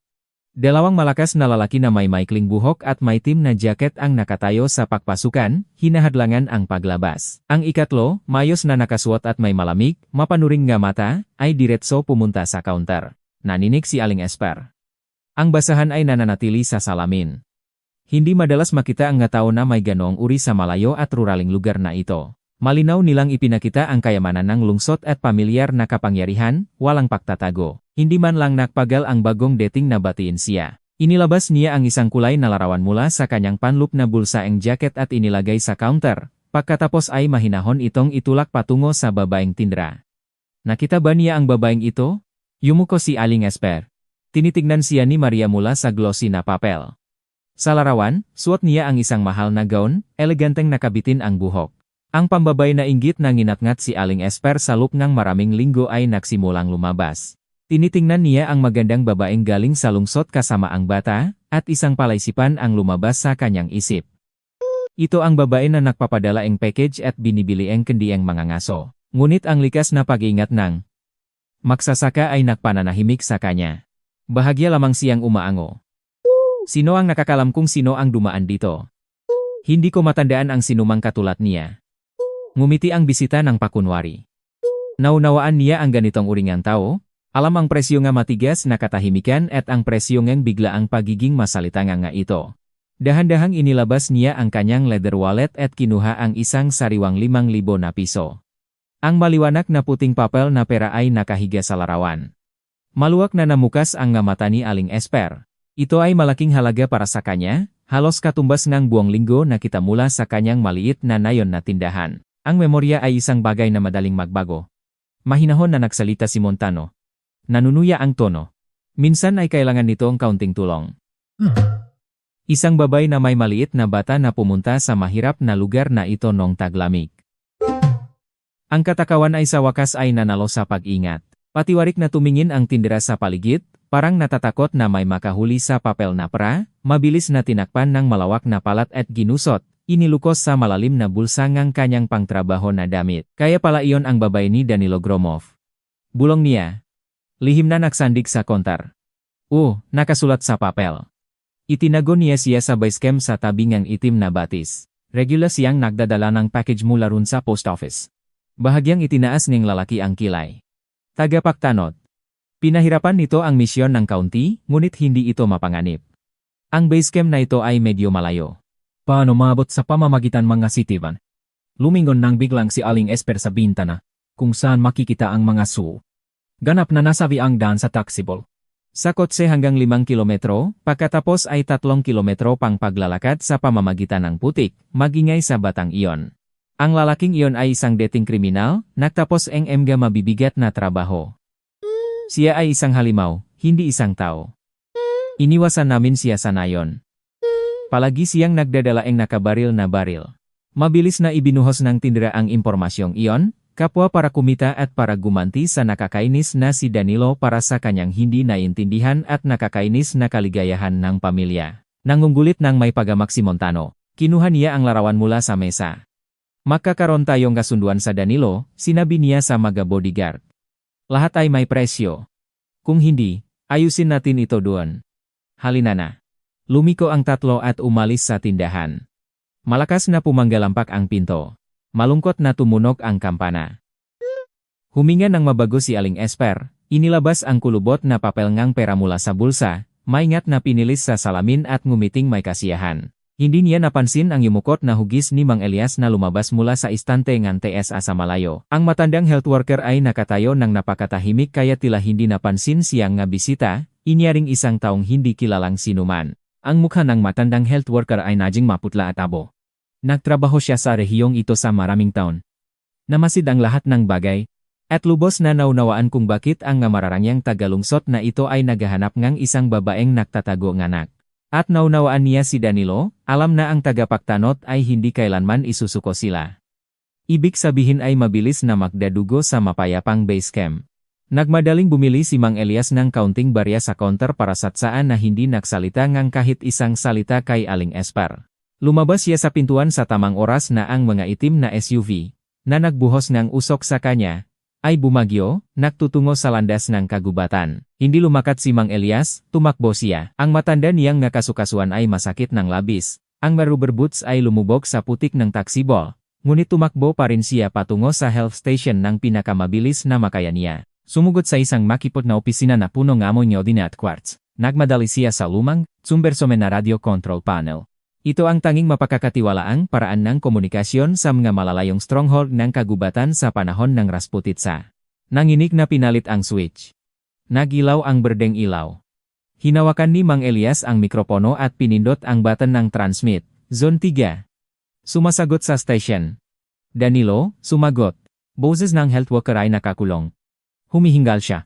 Mula sa mabilog na speaker ay dumating lamang ang pante, mababa na pag-abala ng static.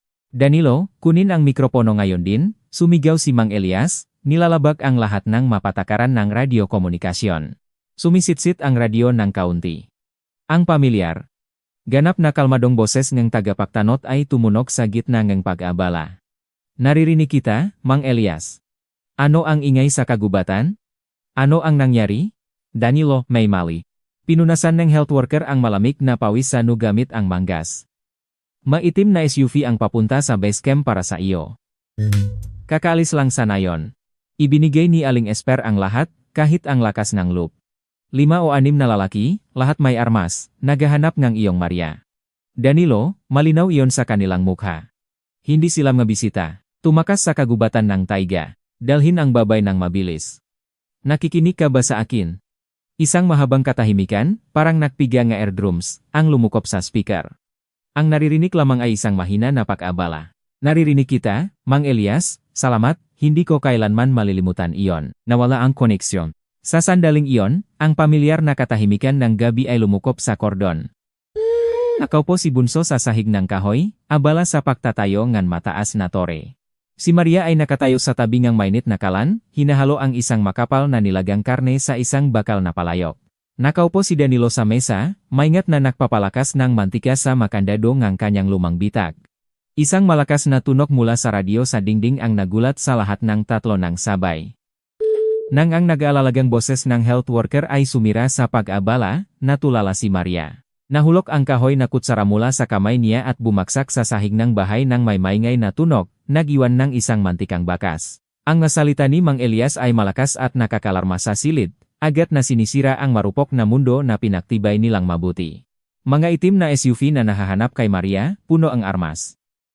Ang mukhang ang babay ay agad na namutla. Naging maputi siya tulad ng nabing iyon noong Enero nang mahanap siya ni Danilo sa Nagilong Kubo. Ang labis na takot, na pinatigil ang isip, ay bumalik, hindi siya makakilos. Nahanap na nila siya.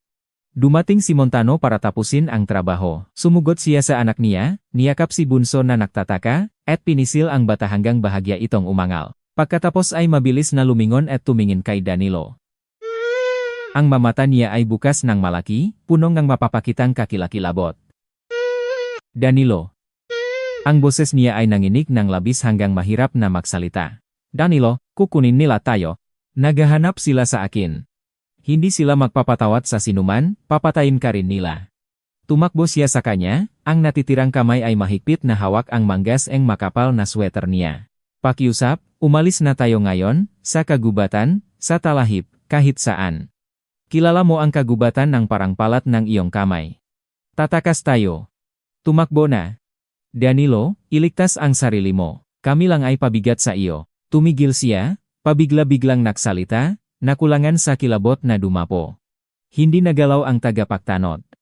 Ang mukha niya, karaniwan ay kalmado, ay naging nakatakot ng malamig. Lahat ng simpleng pagmamahal na nakuha niya sa loob ng ilang buwan ay nawala ng walang bakas. Sa harap ni Maria ay muling isang lalaki, isang taong dumaan sa matinding karanasan ng buhay, matatak at napakadetermina. Isang lalaki na wala ng may tataya kundi ang nga taong nakikita niya sa harap niya. Maingat ngunit determinado niyang kinuha ang mga balikat ng babay. Ang malaki, mainit na makamay niya, ay parang nais na may pasa, sa kanya ang kahit kaunting bahagi ng kanyang matibay na kumpiyansa. Pakinggan mo ako ng mabuti, sinabi niya. Mababa ang boses niya, pantay, walang anumang pag-alinlangan. Ang taiga ay naging paligan na ngayon.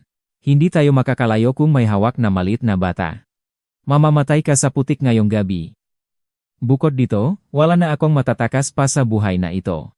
Binaluran niya ang kanyang mabalikat, lumakat sa isang mataas na metal na cabinet na mahigpit na nakabit sa kahoy na pader, at pinihit ang malaking susi. Kumiyak ang pinto. Inilabas ni Danilo ang kanyang rifle na batay sa disenyong Kalashnikov. Isang mapakakatiwalaang baril, nasubok ng panahon. Kinuha niya ang 20 na magazin mula sa kabinet. Napakamayos ng kanyang ngagalaw, halos automatiko. Tiwala niyang isinaksak ang magazin sa katawan ng baril. Ang maingay na klik ng metal ay tumunog sa tahimik na silid.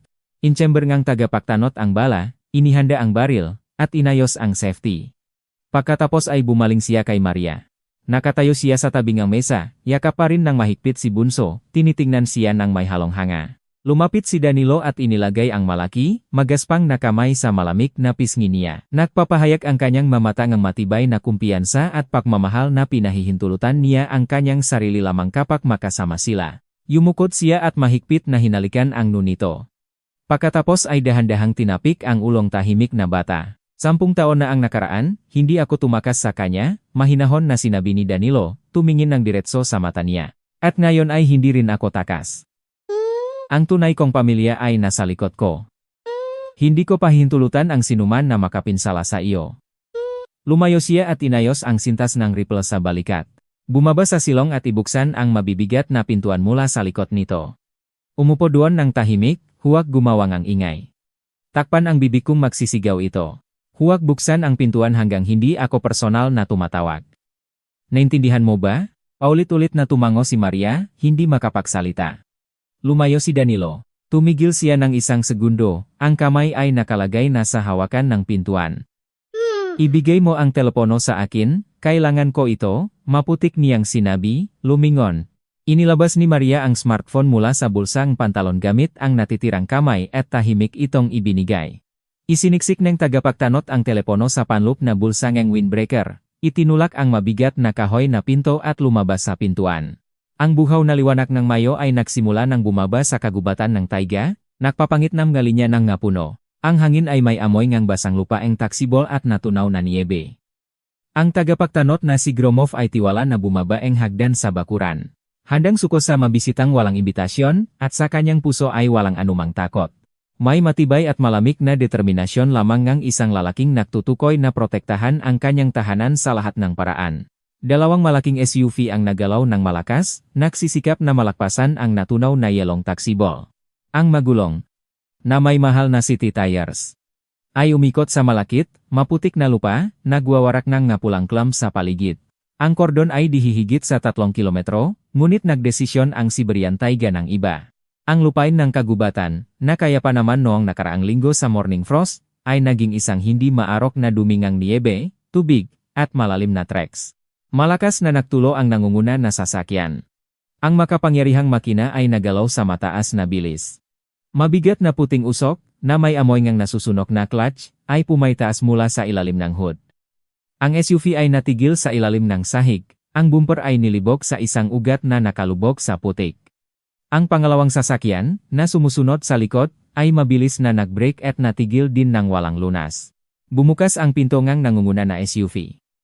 Natapakan ni Rodrigo Montano ang isang malalim na lawag gamit ang kanyang mahal na leather boots. Agad na sumasaklaw ang malamig na tubig sa loop. Nanumpas siya ng malakas habang lumalabas. Ang mahal na cashmere coat, perpektong ayos ng buhok, mapakmataas na mga mata lahat ay mukhang katawa-tawa at ganap na wala sa lugar dito, sa gitna ng basa-basang puno na may lichen. Lumabas ang 4 na bodyguard mula sa kanilang sasakyan. Malakas na lalaki, maikling buhok, nakasuot ng makapal na jacket at mataas na boots. Hawak nila ang naripel. Sa lungsot, sanay sila sa pakiramdam ng kontrol, ngunit dito, nakatayo ng nalubog sa putik, ang kanilang kumpiyansa ay bumababa sa bawat segundo. Nagbuka ng malawak ang driver ng unang sasakyan. Rodrigo, hindi na tayo makakarating pa dito. Ganap na nasawi ang tulay, ang tanging paraan para ilipat ito ay gumagamit ng traktor. Nanggitngit si Montano. Ang mayos na mukha niya ay may pulong pula sa galit. Nagsimula ng agawin ng kagubatan ang kanyang manasundalong isa-isa, nang hindi nagpapakita. Iwanan ang nasasakyan, lalakat tayo. Maikling lakat lamang iyon. Mabilis siyang lumingon sa pinakamataas na bodyguard. Kailangan mong tiyakin na ang babae at ang kanyang anak ay wala sa kahit saan. At kung ang tagapagtanot na iyon ay may galawin, barilin mo siya ng agad. Isasisi natin sa mga mandaragit. Hindi hanapin ng pulisya siya dito. Nagpatuloy sila. Ang paglalakat sa Siberian Taigang taksibol ay isang pagpapahirap para sa sinumang hindi handa. Ang mapa ay lumubog sa malakit na lupaeng luwad, ang malambot na mga sanga ay sumasalo sa mukha. Ang hangin ay basa, makapal, mabango ang nabulok na dahon ang pino at natunaw na tubig. Sa sandaling tumitigil ang ingay ngang makina nga sasakyan, isang katahimikan ang lumukop sa mga bagong dating, ngunit hindi walang laman ang lugar. Puno pa rin ngang buhay ang kagubatan. Kung saan isang sanga ang naksira, ang tubig ay malakas na dumadaloy sa isang hindi nakikitang batis, ang nga dahon ng nakaraang taon ay sumisiguro. Para kay Montano at sa kanyang nga tao, ang nga natural na tunok na ito ay pinagsama sa isang nakakainis, nagbabantang ugong. Palagi nilang naramdaman na mahigpit silang sinusundan mula sa likod ng bawat puno. Ganap silang tama. Nakahiga si Danilo sa isang makapal na sangangang matandang puno ngang pino, nakatago sa likod ngang makapal na mga palumpong ng dahon, mga 50 metro lamang mula sa mga natigil na sasakyan. Ang lumang damit niya ay natunaw sa balat ngang puno. Pantay at ganap na tahimik ang pahinga niya. Maingat niyang sinusundan ang nabisitang tagalungsot na nakaangkas sa putik, nagsisikap na bumuang ang isang linya. 4 na may rifle at 1 na may pistola. Hindi nagnanay si Danilo na pumutok. Nangako siya kay Maria na poprotektahan sila, ngunit ang pagbabalik sa isang semento na selda sa loop ng susunod na 15 taon ay wala sa kanyang plano. Kinuha ng bilangguan ang kanyang kabataan. Hindi niya ibibigay sa bilangguan ang pangalawang buhay. Ito ang kanyang lupain, ang kanyang hindi nakasulat na batas. Ang mismong taiga ang magpaparusa sa magumating dito ng may masamang hangarin. Kailangan lamang nilang ang kaunting gabay. Dahan-dahang inalis ni Danilo, tulad ng isang anino, mula sa sanga papunta sa lupa. Lubos niyang kilala ang bawat palumpong sa kagubatang ito. Alam niya kung saan may matibay na bato na nakatago sa ilalim ng niebe, at kung saan ay mapanganib na bukas na espasyo. Kumalat ang magwardiya. 2 ang nauna ng kaunti. Binubuksan ang landas para kay Montano. 2 pa ang nakalikot, patuloy at nag-aalala na lumingon sa likuran. Ang instintibong reflexes nga ngalungsot na tao ay hindi gumagana sa kasong ito, at naramdaman nila iyon. Sinalibawan silang dating bilanggo, gumagalaw laban sa hangin upang kahit ang amoy ngang damit ay hindi maglantat ng kanyang presensya.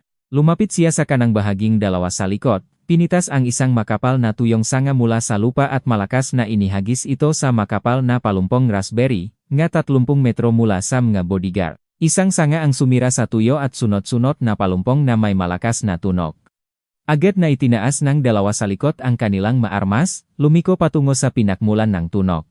Narinig ko na firong isa sa pagod na tono sa isa. Oh, parang may malaki at malapit na. Pupunta tayo para tingnan. Nagsenya sila kay Montano, tinuturo ang direksyon, at maingat na pareho silang lumakat patungo sa palumpong nga raspberry. Ito ang unang at pinakamahalaga nilang pagkakamali. Walang kapatawaran ang taiga sa mga nawala, ganap na hindi pamilyar sa landas. Nahintay si Danilo. Alam niya ng eksakto kung saan sila pupunta, dun. Sa kabilang panig ng palumpong, ay isang lumang sistema ng bitak para sa pangangaso. Halos 20 taon na ang nakaraan itong humukay para mahuli ang nga baboy ramo. Ito ay maluwak na mga butas, 3 metro ang lalim, na may patuwid, makinis na pader ngang luwat. Sa ibaba ay walang maposte o bitak, kundi lupa lamang ngang kulungan. Ang tuktok ngang nga butas ay maingat na kamoflaget ng isang manipis na layer ngang pine, natatakpan ng nga dahon at niebe ngang nakaraang taon. Ang isang mata ngang hindi sanay na magbasa ngang kagubatan ay hindi kailanman makikilala ang taktika. Ang magwardiya ay gumalaw ng tagilit, palaging nakmamasid sa mga palumpong. Ang unang tao ay humakbang ng malaki, tiwala na inilagay ang paa sa mukhang matatak na ibabaw. Isang tunong ang pagsirang ang tuyong sanga. Hindi man lang nakahiyaw ang lalaki. Biglang niyurakan ang lupa sa ilalim ng paa niya. Bumagsak siya pababa, tumama sa ibaba ng may malakas na tunog. Nagulat ang kasama, humakbang paatras, nagsisikap na humawak sa malapit na puno, ngunit nadulas sa basa-basang luwad, nawalan ng balanse. At sa isang malakas na sigaw, siya rin ay dumulas pababa sa parehong butas kasama ang isa. Mula sa ilalim ng lupa ay tumaas ang tunog ng pagbagsak, ang tunog ng armas na sumasabog sa kamay, kasabay ng isang serye ng naktatakot na sumpa. Hoy, tulungan mo ako. Bumagsak kami. Ang hiling sa tulong mula sa butas ay tumunok na parang binabahala, tulad ng mula sa isang basement. Nagsisikap silang umakyat sa matarik na dingding, ngunit ang malambot na luwat ay dumula sa kanilang makamay, nang walang hawak. Ang pag-akyat ng wala ang matibay na lubid o tulong mula sa labas ay imposible. Natakpuan nila ang sarili na natigil sa isang malalim na butas sa ilalim ng lupa, natakot at ganap na walang bisa. Nang marinig ang ngasigaw, biglang huminto si Montano at ang natitirang 2 gwardiya. Ano sa mundo ang nangyayari? Nagalaw si Montano. Rodrigo.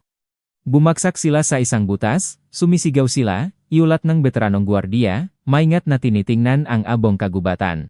Kailangan nating ilabas sila, ang lubid ay nandun pa sa sasakyan. Hayaan mo na.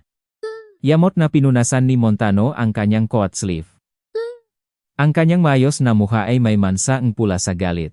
Nagsimula ng agawin ng kagubatan ang kanyang masundalong isa-isa, nang hindi nagpapakita. Lalabas natin sila pagkatapos, kapag natapos na ang usapin sa babae. Hindi sila makakalis sa butas na iyon. Sijna, Bilizong, ang bahay na hayop na iyon ay malapit na lang. Ngumiti si Danilo ng tahimik. Nahuli niya ang 2. May 2 pa na may rifle. Oras na para ilabas ang maito sa direktang landas patungo sa base camp. Mabilis at walang kabakas ang mga ngaso sa rami, gumagalaw sa kaliwang bahagi. Sa unahan ng linya ni Montano ay isang malaking bukas na lugar. Sa una, mukha itong perpektong lugar para malakpasan. Patag ang lupa, natatakpan ng kakaibang magandang berdeng lumot, sumusobrang lumabas sa natitirang niebe. Ngunit alam ni Danilo na hindi ito bukas na lugar. Iyon ay isang batis, isang malalim na paligiran, natatakpan ng makapal ng isang floating layer ng lumot at makakaenredong ugat ng puno. Sa taklamik, hanap itong nakilo, at maring lumakat ang tao dito nang walang problema. Ngunit ngayon, sa Mayo, ang yelo sa ilalim ay malaki na ang natunaw. Ang tuktok na patong ay nananatili pa, na nagbibigay ng pakiramdam ng matibay na lupa, ngunit kapag tumuntong ang isang matatandang tao, ang karpet ay tiyak na mapupunit. Nagtago siya sa likod ng isang makapal na nabagsak na puno sa kabila ng paligiran, nang ang tatlong natitirang tao ay lumabas sa gilid ng bukas na lugar, kinuha ng tagapagtanot ang isang tuyong sanga at malakas itong sinira. Isang malakas na putok ang pumutol ng tahimikan ng kagubatan. Nandun, sa likod ng puno. Sumigaw ang isang gwardiya, ang makamay ay nanginig habang itinaas ang baril sa balikat. Nakakita akong galaw. Mahuli natin siya. Inutusan ni Montano sa mataas na boses, marunong na nagtago sa likod ng makapal na palumpong ng pino. Ang dalawang gwardiya, nalason ng adrenaline at naknanasa na makaabot, ay nakmadaling tumakbo sa bukas na lugar. Mabigat silang tumakbo. Ang maarmadong boots ay nagalaw sa berdeng lumot. Sa unang 10 metro, ang malambot na lumot ay sumuporta sa kanilang bigat, pagkatapos ay isang maingay na putol na ugat ang lumabas.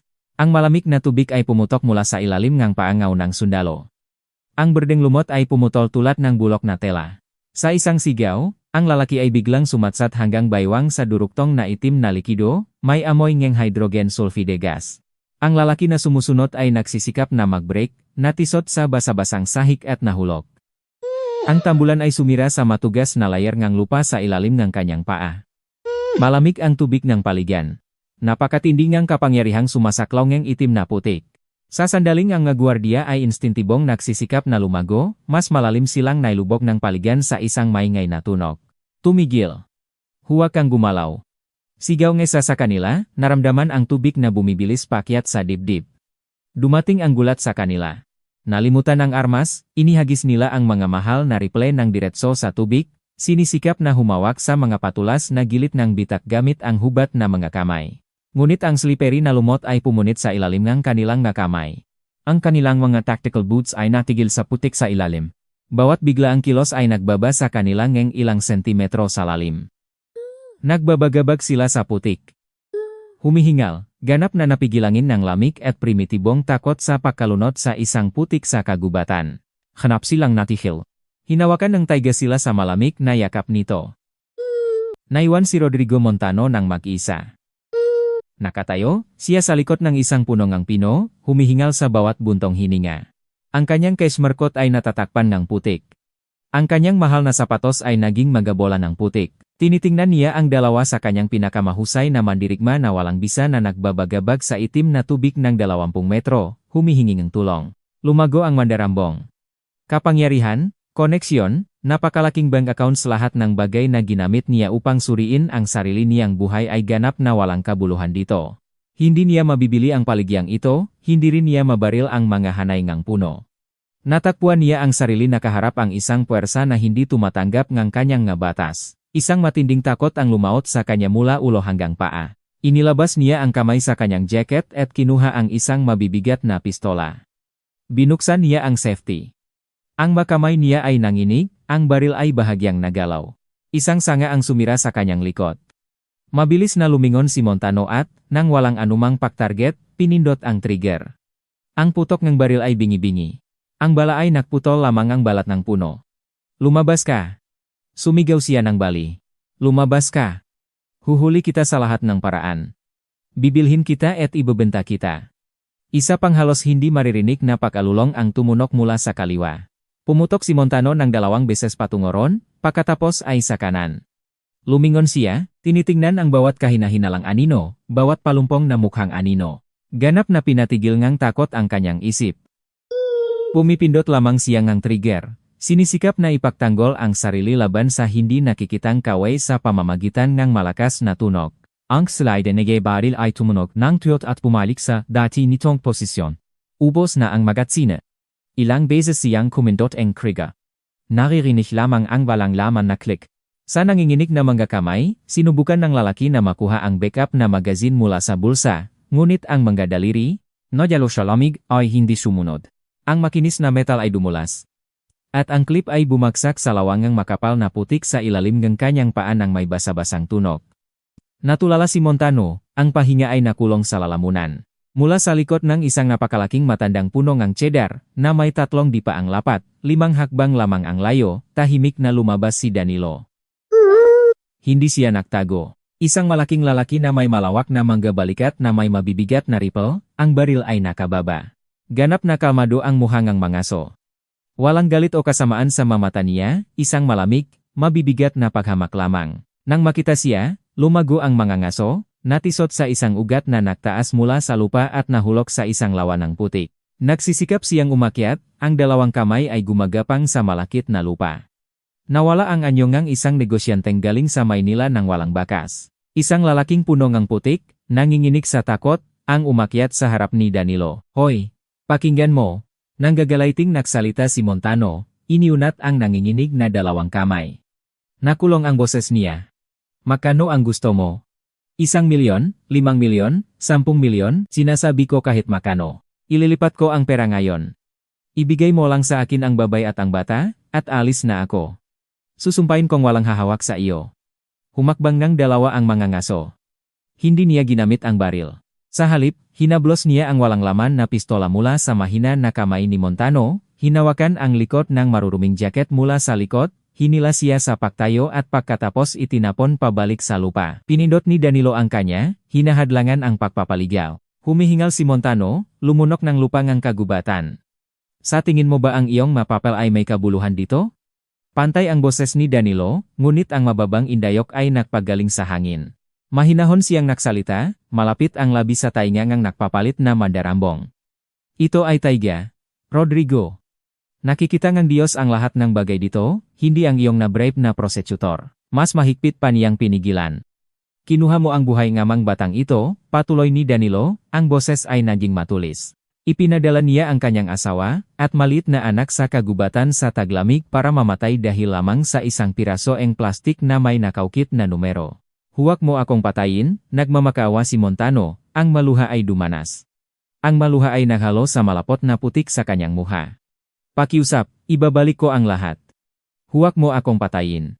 Tinitingnan ni Danilo ang lalaking kumikilos sa ilalim niya nang may paghamak. Wala siyang intensyon na patayin ang maruruming ito at ikukulong siya. Inilabas niya ang smartphone ni Maria mula sa panloob na bulsa ng jacket, binuksan ang lock ng screen at ayon ang video kamera. Pinilit ngang tagapagtanot ang lalaki na itaas ang ulo para tumingin ng diretso sa lens ng telepono. Magsalita ka. Inutusan ng lalaki. Isalaysay mo sa akin ang lahat ng bagay. Paano niya inutos ang pagpatay sa asawa ni Maria? Paano niya pinlano ang aksidente? Paano niya pineke ang mga dokumento? Magsalita ng malinaw, banggitin ang pangalan at numero. Kung magsasalita ka ng mali o magsisinungaling, ibibigay kita sa pulisya ng walang anumang dumi, magsalita ka na. Si Montano, nakatingin sa madilim na lens ng kamera at hindi makakilos, sa wakas ay nagpatira pa. Sinisikap na pigilin ang laluha, pinupunasan ang putik sa muha, nagsimula siyang magsalita. Inihayak niya ang lahat. Ang ngapakana, ang ngapangalan ng pangunahing may sala, ang ngapangalan ng ghost company, ang ngahalaga ng suhol. Ang takot sa tahimik na lalaking ito at ang malapit na kamatayan sa kagubatan ay nagpilit sa kanya na sabihin ang buong katotohanan. Ang pag-record ay umabot ng 5 minuto. Nang tumahimik ang lalaki, humihingal, pinindot ni Danilo ang stop button. Ang video ay nasave sa memoryang device. Binalaan ng tagapagtanot ang lalaki. Bumaksak siya ng mukha sa basang lumot. Tumayo si Danilo ng tuwid. Gamit ang natitirang kamay, binuksan niya ang zipper ng panloob na bulsa ng jacket ni Montano at kinuha ang susi ng SUV, 2 maliit na plastik na USB na lubang gusto ng laki, at isang mabibigat na satellite phone. Isinasaksi niya ang lahat ng maiyon. Hindi ako magpapakialam sa ganitong uri ng tao, sinabi ni Danilo. Bawat salita niya ay mabibigat at mapagpasiya. Hindi kita papatayin, ngunit wala ka ng sasakyan. Itinutok niya ang baril sa direksyon ng kanilang pinakmulan. Lalakat ka nga 30 kilometro ngang putik na landas papunta sa highway, para lang kumanta ngang iyong kanta sa isang Siberian na paligan. Kung mabubuhay ka at makakaalis, ituring mo ang iyong sarili na mapalat. At hayaan ang nga aso mo na maupo sa tubig hanggang dumating ang pulisya para hulihin sila. Lumiko si Danilo at umalis nang hindi lumingon. Lumalakad siya nang may kumpiyansa, alam na si Montano ay nabigla pa at hindi man lang nagtatangkang itaas ang ulo, lalong hindi susubukan na humabol. Pagkatapos lumayo sa ligtas na distansya, huminto ang tagapagtanot sa ilalim ng isang cheddar na kumakalat ang masanga. Inilabas niya ang satellite phone ni Montano. Binuksan ito at nahinte hanggang ang connection icon ay maging matatag sa maliliit na screen. Pagkatapos, inaktibo niya ang hotspot mode at konektado ang smartphone ni Maria dito. Agad na natayo ang koneksyon. Binuksan ni Danilo ang kinakailangang kontak. Iyon si Ate Olga, isang mamamahayag mula sa regional center na nakipag-ugnayan kay Maria kamakailan. Nag-attach siya sa mensahe ng bagong video na may nakuha sa typing ang pakumpisal ni Montano at isang link sa lihim na cloud archive na naglalaman ng matunay na dokumento ni Pablo. Pinindot niya ang send button. Ang progress bar ay mabilis na umikot sa screen. Isang berdeng tickmark ang nagpapatunay ng matagumpay na pagpapadala. Huminga ng maluwag si Danilo. Ang bitak na inilagay ng mandarambong para kay Maria ay bumaksak ng tama sa kanyang leg. Inilagay ng tagapagtanot ang telepono, ibinalot ang reply sa balikat at mabilis na naktungo sa base camp. Dun, sa kaligtasan ng kuweba, nahihintay ang kanyang pamilya. Isang araw sa Siberian taiga ang taksibol ng walang apoy, mainit na damit, o tuyong sapatos ay kakilakilabot para sa sinumang hindi handa. Para sa isang lalaki na sanay sa upuan ng heater sa luxury SUV at kaginhawaan ng maeleganteng opisina, ang 24 na oras na ito ay tunay na isang biyahe sa impyerno. Si Rodrigo Montano ay makarating sa alikabok na landas kinabukasan ng umaga pa. Ang kanyang mahal na cashmere coat ay mabibigat sa putik at tubig ng paligan. Nawala ang sapatos niya sa kanang paa sa malamig na paligan at kailangan niyang maglakad sa natitirang 10 kilometro. Nakabalot ang paa na punong dugo gamit ang isang punit na manggas ng jacket. Nanginginig siya ng husto sa hipotermia hanggang hindi na siya makatigil ngang panginginig, nagtatambatan ang ngipin sa lamig, at lumilitaw ang malabong bilog sa harap ng mata. Isang mahabang truck na puno ang kahoy, naktaas na makatuwid na troso na pino, ang bumakal at himento. Ang matandang driver, nakasuot ng mantika-stain na jacket, ay tinitingnan ang mukhang punit at gulanit na tao sa tabingang daan bago ibuka ang pintuan. Mainit ang cabin ng truck, may amoy ng diesel, murang tabako at pawis. Nagusok ang tumakas sa sulok ng upuan, hindi makapagsalita ng kahit anong salita. Nagtanong ang driver ngang ilang pangkaraniwang tanong, ngunit nang walang malinaw na sagot, binuksan ng husto ang heater at tinumbok ang gas. Nakarating sila sa kabiserang rehiyon sa tanghali. Naiwan ng dating tycoon ang truck sa outskirts ng lungsod ng walang palam. Wala siyang cellphone o ID. Ngunit sa isang lihim na panloob na bulsa, mahigpit na nakasara, isang tumpok ng malalaking bill ay nananatiling kamanghamanghang buo. Sumigaw si Montano ngang isang random na taxi, inihagis ang isang maruruming 5,000 piso sa harap na upuan at malupit na nagbasa ng address ngang kanyang pribadong club. Sa buong biyahe, hinikayat niya ang sarili, na maari pa ring mayos ang lahat. Marami siyang pera. Mayroon siyang matibay na koneksyon sa prosecutor's office, pulisya, at lokal na pamahalaan. Bababaguhin niya ang sitwasyon, kukuha ng mapinakamahusay at pinakahalaga. Babalik sa nakasumpang kagubatan na iyon at dudurugin ang mga ngaso sa abo, pagkatapos ay kukuha ng babay kahit saan. Huminto ang taksi sa harap ng matas na wrought iron na gate. Kamol-mol na lumusong si Rodrigo at, nang may mabigat na kapuypoy, lumakad sa may cobblestone na alyansya patungo sa pangunahing pasukan. Ang gwardiya, isang tunay na lefrey, ay humarang sa kanya, hindi nakilala ang may-ari ng sikat na establishmento sa maruruming pampalakasan. Ang lalaki ay marahas na itinaboy ang gwardiya, sa isang tabi, nag-iwan ang may team na mansa sa maliwanag na uniforme ang gwardiya, at ibinuka ang malaking salamin na pinto. Umunat siyang lumapit sa maluwag na lobby ng restaurant. Pati na ornamented ng marmol at mahogany. Ang lokal na elite ay palaging nagtitipon dito. Maimpluwensyal na opisyal, makasosyo sa malabo na negosyo, at mga importanteng tao. Humihingal ang mayaring ang club, nag-iwan ang putik na lawas sa perpektong nakinang nasahig ng kahoy. Ibinuka niya ang bibig para sigawan ang manager, tulad ng dati, para magdalang ang telepono at kaunting magandang brandy. Ngunit ang nasalita ay natigil sa kanyang tuyo na lalamunan. Kakaibang tahimik ang restauran, nakakakilig. Walang nagtatambalan ng kutsilyo at tinidor, walang casual na chismis sa baso ngalak. Ang mapamilyar na customer, ang malalaki na nakasuot ng nakatahi na suit, na mismo ang matao na may kumpiyansa niyang naayos ang lahat ng isang linggo na ang nakaraan, ay nakaupo sa mga mesa. At tahimik na nakatingin sa malalaking plasma screen na nakabitin sa dingding. Dahan-dahang inilipat ng mandarambong ang obsesyon ng mga mata sa pinakamalapit na screen. Ang lokal na news channel ay nagpapalabas ng isang mainit na balita.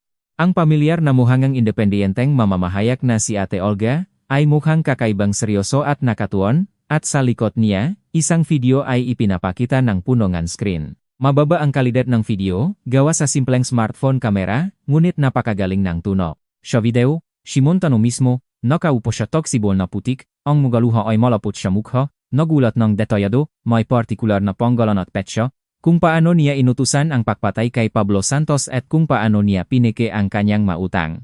Isang maliwanag na pula na linya ang tumakbo sa ibaba. Ang Regional Prosecutor's Office ay nagbukas ng malawak na investigasyon. Lahat ng account ng negosyante ay na-freeze na. Ang video na ipinadala ni Danilo sa pamamagitan ng satellite ay nakakuha ng milyon-milyong view online sa loob ng 24 na oras at naging isang malaking iskandalo sa buong bansa. Perpektong naihatid ni Ate Olga ang mga tunay na dokumento mula sa isang lihim na cloud ng diretso sa kabisera, nilampasan ang matagal ng naibrib na lokal na puwersang seguridad.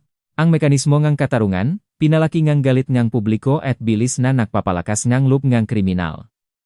Nakatayo ang hindi pa naparusahang mayari sa gitna ng malawak na lobby.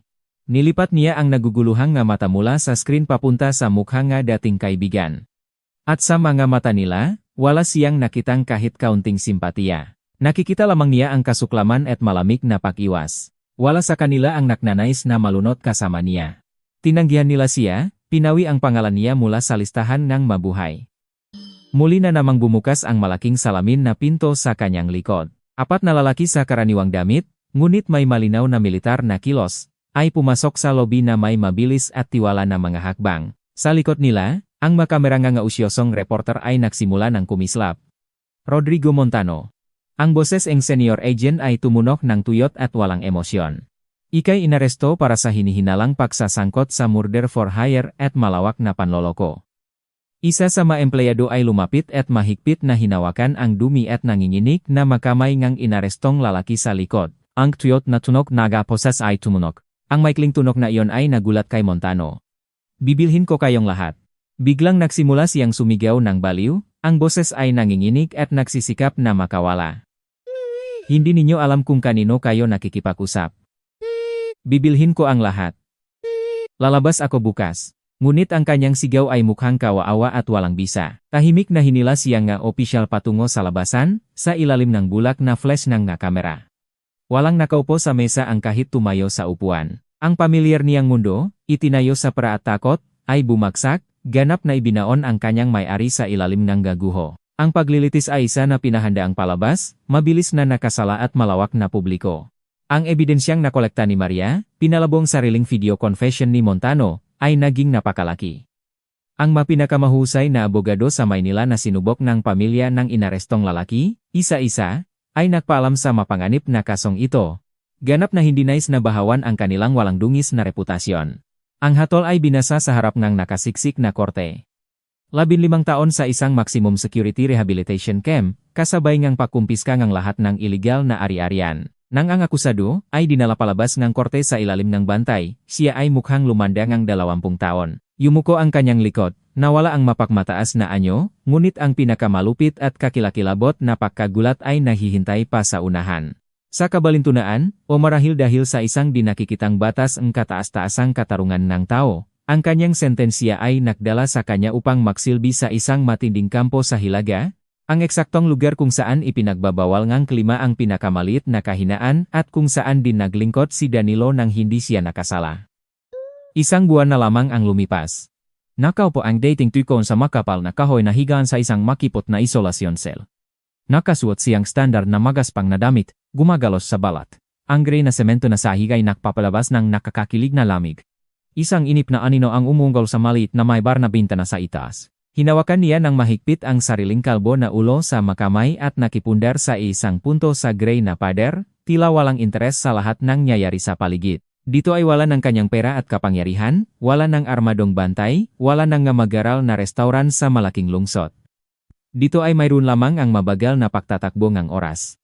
15 mahabang taon, bawat minuto ay nagpapaalala sa kanya ngang taksibol na kagubatan, ngang malakit na putik sa ilalim ng nga paa, at nang seryoso, kalmadong nga mata ngang tagapagtanot, na hindi nagalinlangan ng kamay niya, kundi hayaan lamang ang taiga na ayusin ang lahat sa kanilang tamang lugar. 2 taon ang lumipas.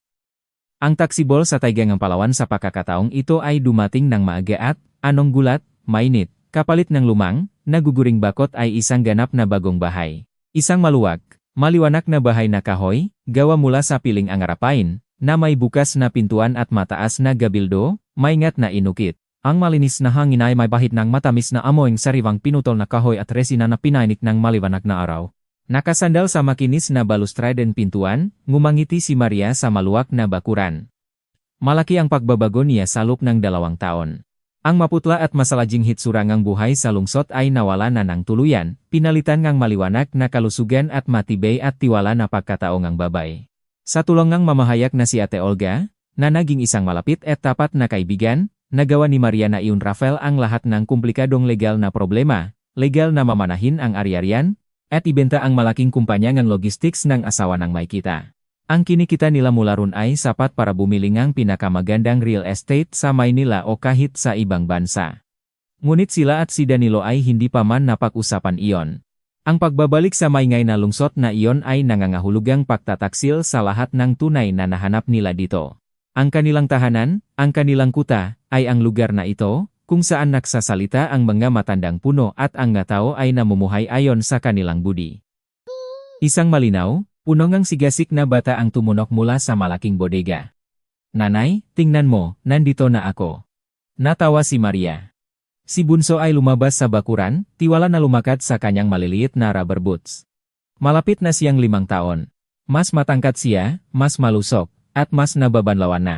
Isang maliit na chap, na itinahit ng kanyang ina para sa kanya, ay may kaningningang nakasuot sa maputing buhok niya. Ang bata ay nagdadalangang 2 piraso ngang tuyong kahoy ng may napakahalaga na kilos, nagsisikap na makasabay kay Danilo, na naglalakad sa tabi niya. Ang lalaki ay nagdadala ang malaking bundel ng kahoy sa malawak na balikat, parang walang timbang.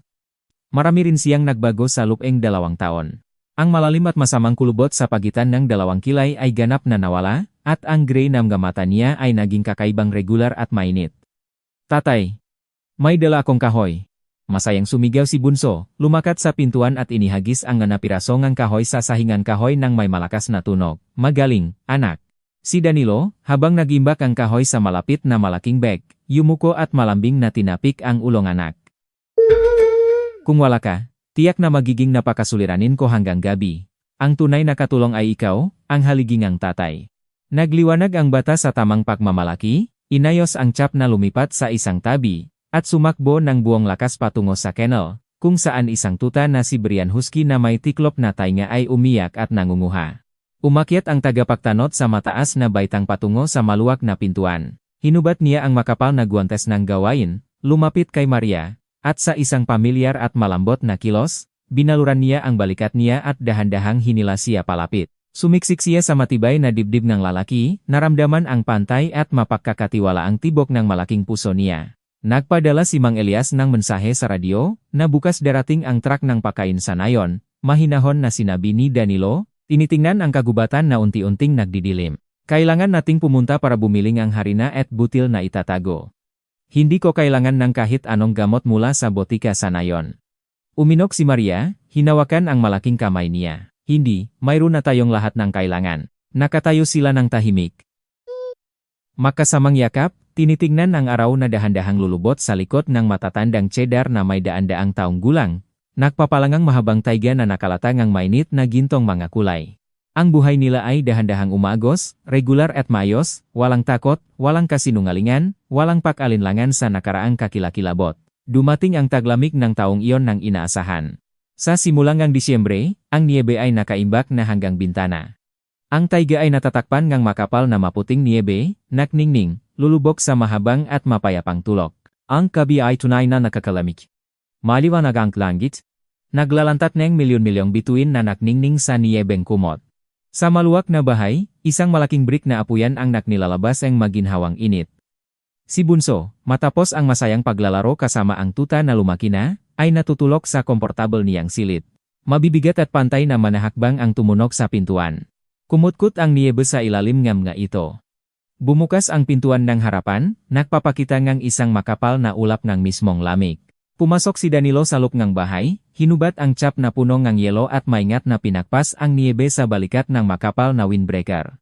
Nananatili siya sa kagubatan sa buong patrol niya, sinusuri ang maestasyon para sa mga hayop sa malayo, at ngayon ay isang ulap ng malamig, purong, malinis na hangin ang lumabas mula sa kanya. Lumabas si Maria mula sa maliwanag na silid para salubungin siya. Nakasuot siya ang isang maganda at mainit na scarf. Huminto si Danilo sa pahinga. Tinitingnan niya ang asawa at hindi matigil. Sa wakas ay bahagyang nabuksan ang buhay ng maliwanag at perpekto. Lumapit siya at maingat na tinanggal ang maskulong scarf mula sa lik niya. Si Danilo, sa ugali niya, iniunat ang kamay para yakapin siya, ngunit mahinahon na pinigilan ni Maria ang malaking kanang kamay niya, ang kamay na puno ng maputing lumang paklat. Hindi nagsalita ang babay. Dahan-dahan lamang siya, tumingin ng diretso sa mata niya, inilagay ang kanyang kamay sa malinaw na bilog na tiyan niya. Natulala ang mga ngaso. Ang malamig na hangin na dala niya mula sa labas ay parang nawala sa isang kisap. Ang madaliring na lalaki. Nasanay sa pagdadalangang matalas na armas at pagpuputo ang taong punong kahoy, ay ngayon ay malinaw na naramdaman ang magandang malambot, elastiko na init ng bagong buhay na lumalaki sa ilalim ng makapal na telang damit niya. Magkakaroon tayong isang baby girl, Danilo, bulong ni Maria. Isang maliwanag at malalim na ngiti ang lumabas sa kanyang mukha. Kahapon ay pumunta ako sa probinsyal na ospital. Maingat na sinuri ngam ga doktor ang larawan ng ultrasound. Magkakaroon tayo ng isang baby girl. Para kay Danilo, ang malawak na mundo ay lumiliit sa mainit na pasilyo na ito. 15 taon na ang nakaraan, lahat ay kinuha mula sa kanya. 10 taon ang ginugol niya sa isang semento na selda, araw-araw na nagsisikap na makumbinsing ang kanyang sarili na tapos na ang kanyang buhay. Sa loob ng 5 taon, nagtatago siya sa malayong taiga, natatakot na maniwala na ang kirot ay matatapos na. At ngayon, ang buhay ay nagbabayad sa kanya ng bukas palat, na may napakalaking interes. Isang malaking, seryosong lalaki, tulad ng isang taiga na oso, dahan-dahan, parang natatakot na ilantat ang matinding emosyon na nalulunod sa kanya, lumuhot ng diretso sa wif na kumot. Mahinahon siyang, sinisikap na huwak manigas, binaluran ng mabisik ang baywang ni Maria, idinikit ang kanyang malamig na pisngi sa tiyan niya at ipikit ang mga mata. Sa ilalim ng kanyang palat, isang maliit na nilalang ay kumikilos, dugo ng sariling dugo, ang karuktong na matagal na niyang hinintay. Hindi umiyak si Danilo. Ang maluha ay habang buhay na sa nakaraan. Ngayon, isang ganap na malinis na liwanag ang kumakalat sa loob niya, nang tuluyan ay pinupunasan ang manahuling mansa sa kanyang kaluluwa. Inilagay ni Maria ang kamay sa kanyang ulo, mahinahon na isiningit ang manipis na mahabang nga daliri sa kanyang makapal, nagablap na buhok. Ang bahay ay punong isang perpekto, nagtatajinting na katahimikan, umapaw ngang tunay na kasiyahan ng tao. Sinasabi ngang nga tao na winasak ng bilangguan ang tao, kinukuha ang lahat ng mabuti at maliwanag sa kanila. Sinasabi ngang nga tao na ang matinding kirot ay natutuyo ang puso, nagpapatigas nito sa lahat ng bagay sa mundo.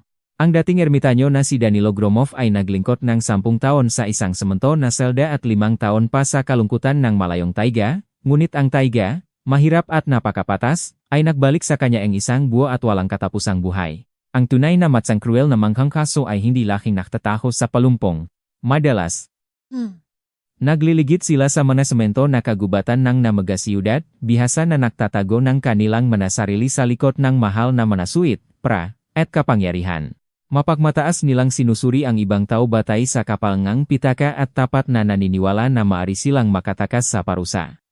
Ngunit ang dinakikitang batas ng kataas-taasang katarungan ay palaging gumagana. Ang kabutihan ay palaging bumabalik sa mataong, sa kabilang kanilang sariling malalim na sugat, ay alam kung paano protektahan ang mahina. Minsan, para mahanap ang tunay na kaligayahan, mahirap na makamit, kailangan mo lamang iwasan ang isang nagelong bintana sa isang nagelong kagubatan. Kailangan mo lamang panatilihin ang iyong pagkatao, sa kabilang lahat. Mga minamahal na mambabasa, salamat sa pakikinig sa kwentong ito hanggang katapusan. Umaasa kaming ang tadhana ni Danilo ay humipo sa inyong nga puso. Napakahalaga para sa amin na malaman ang madamdamin at kaisipan na naikuhang wentong ito sa inyo. Sabihin sa amin ano ang gagawin ninyo kung nasa kalagayan ng pangunahing tauhan? Magtataya ba kayo ng inyong kalayaan at kapayapaan para iligtas ang pamilya ng iba? Ibahagi ang inyong nga iniisip sa seksyon ng komento.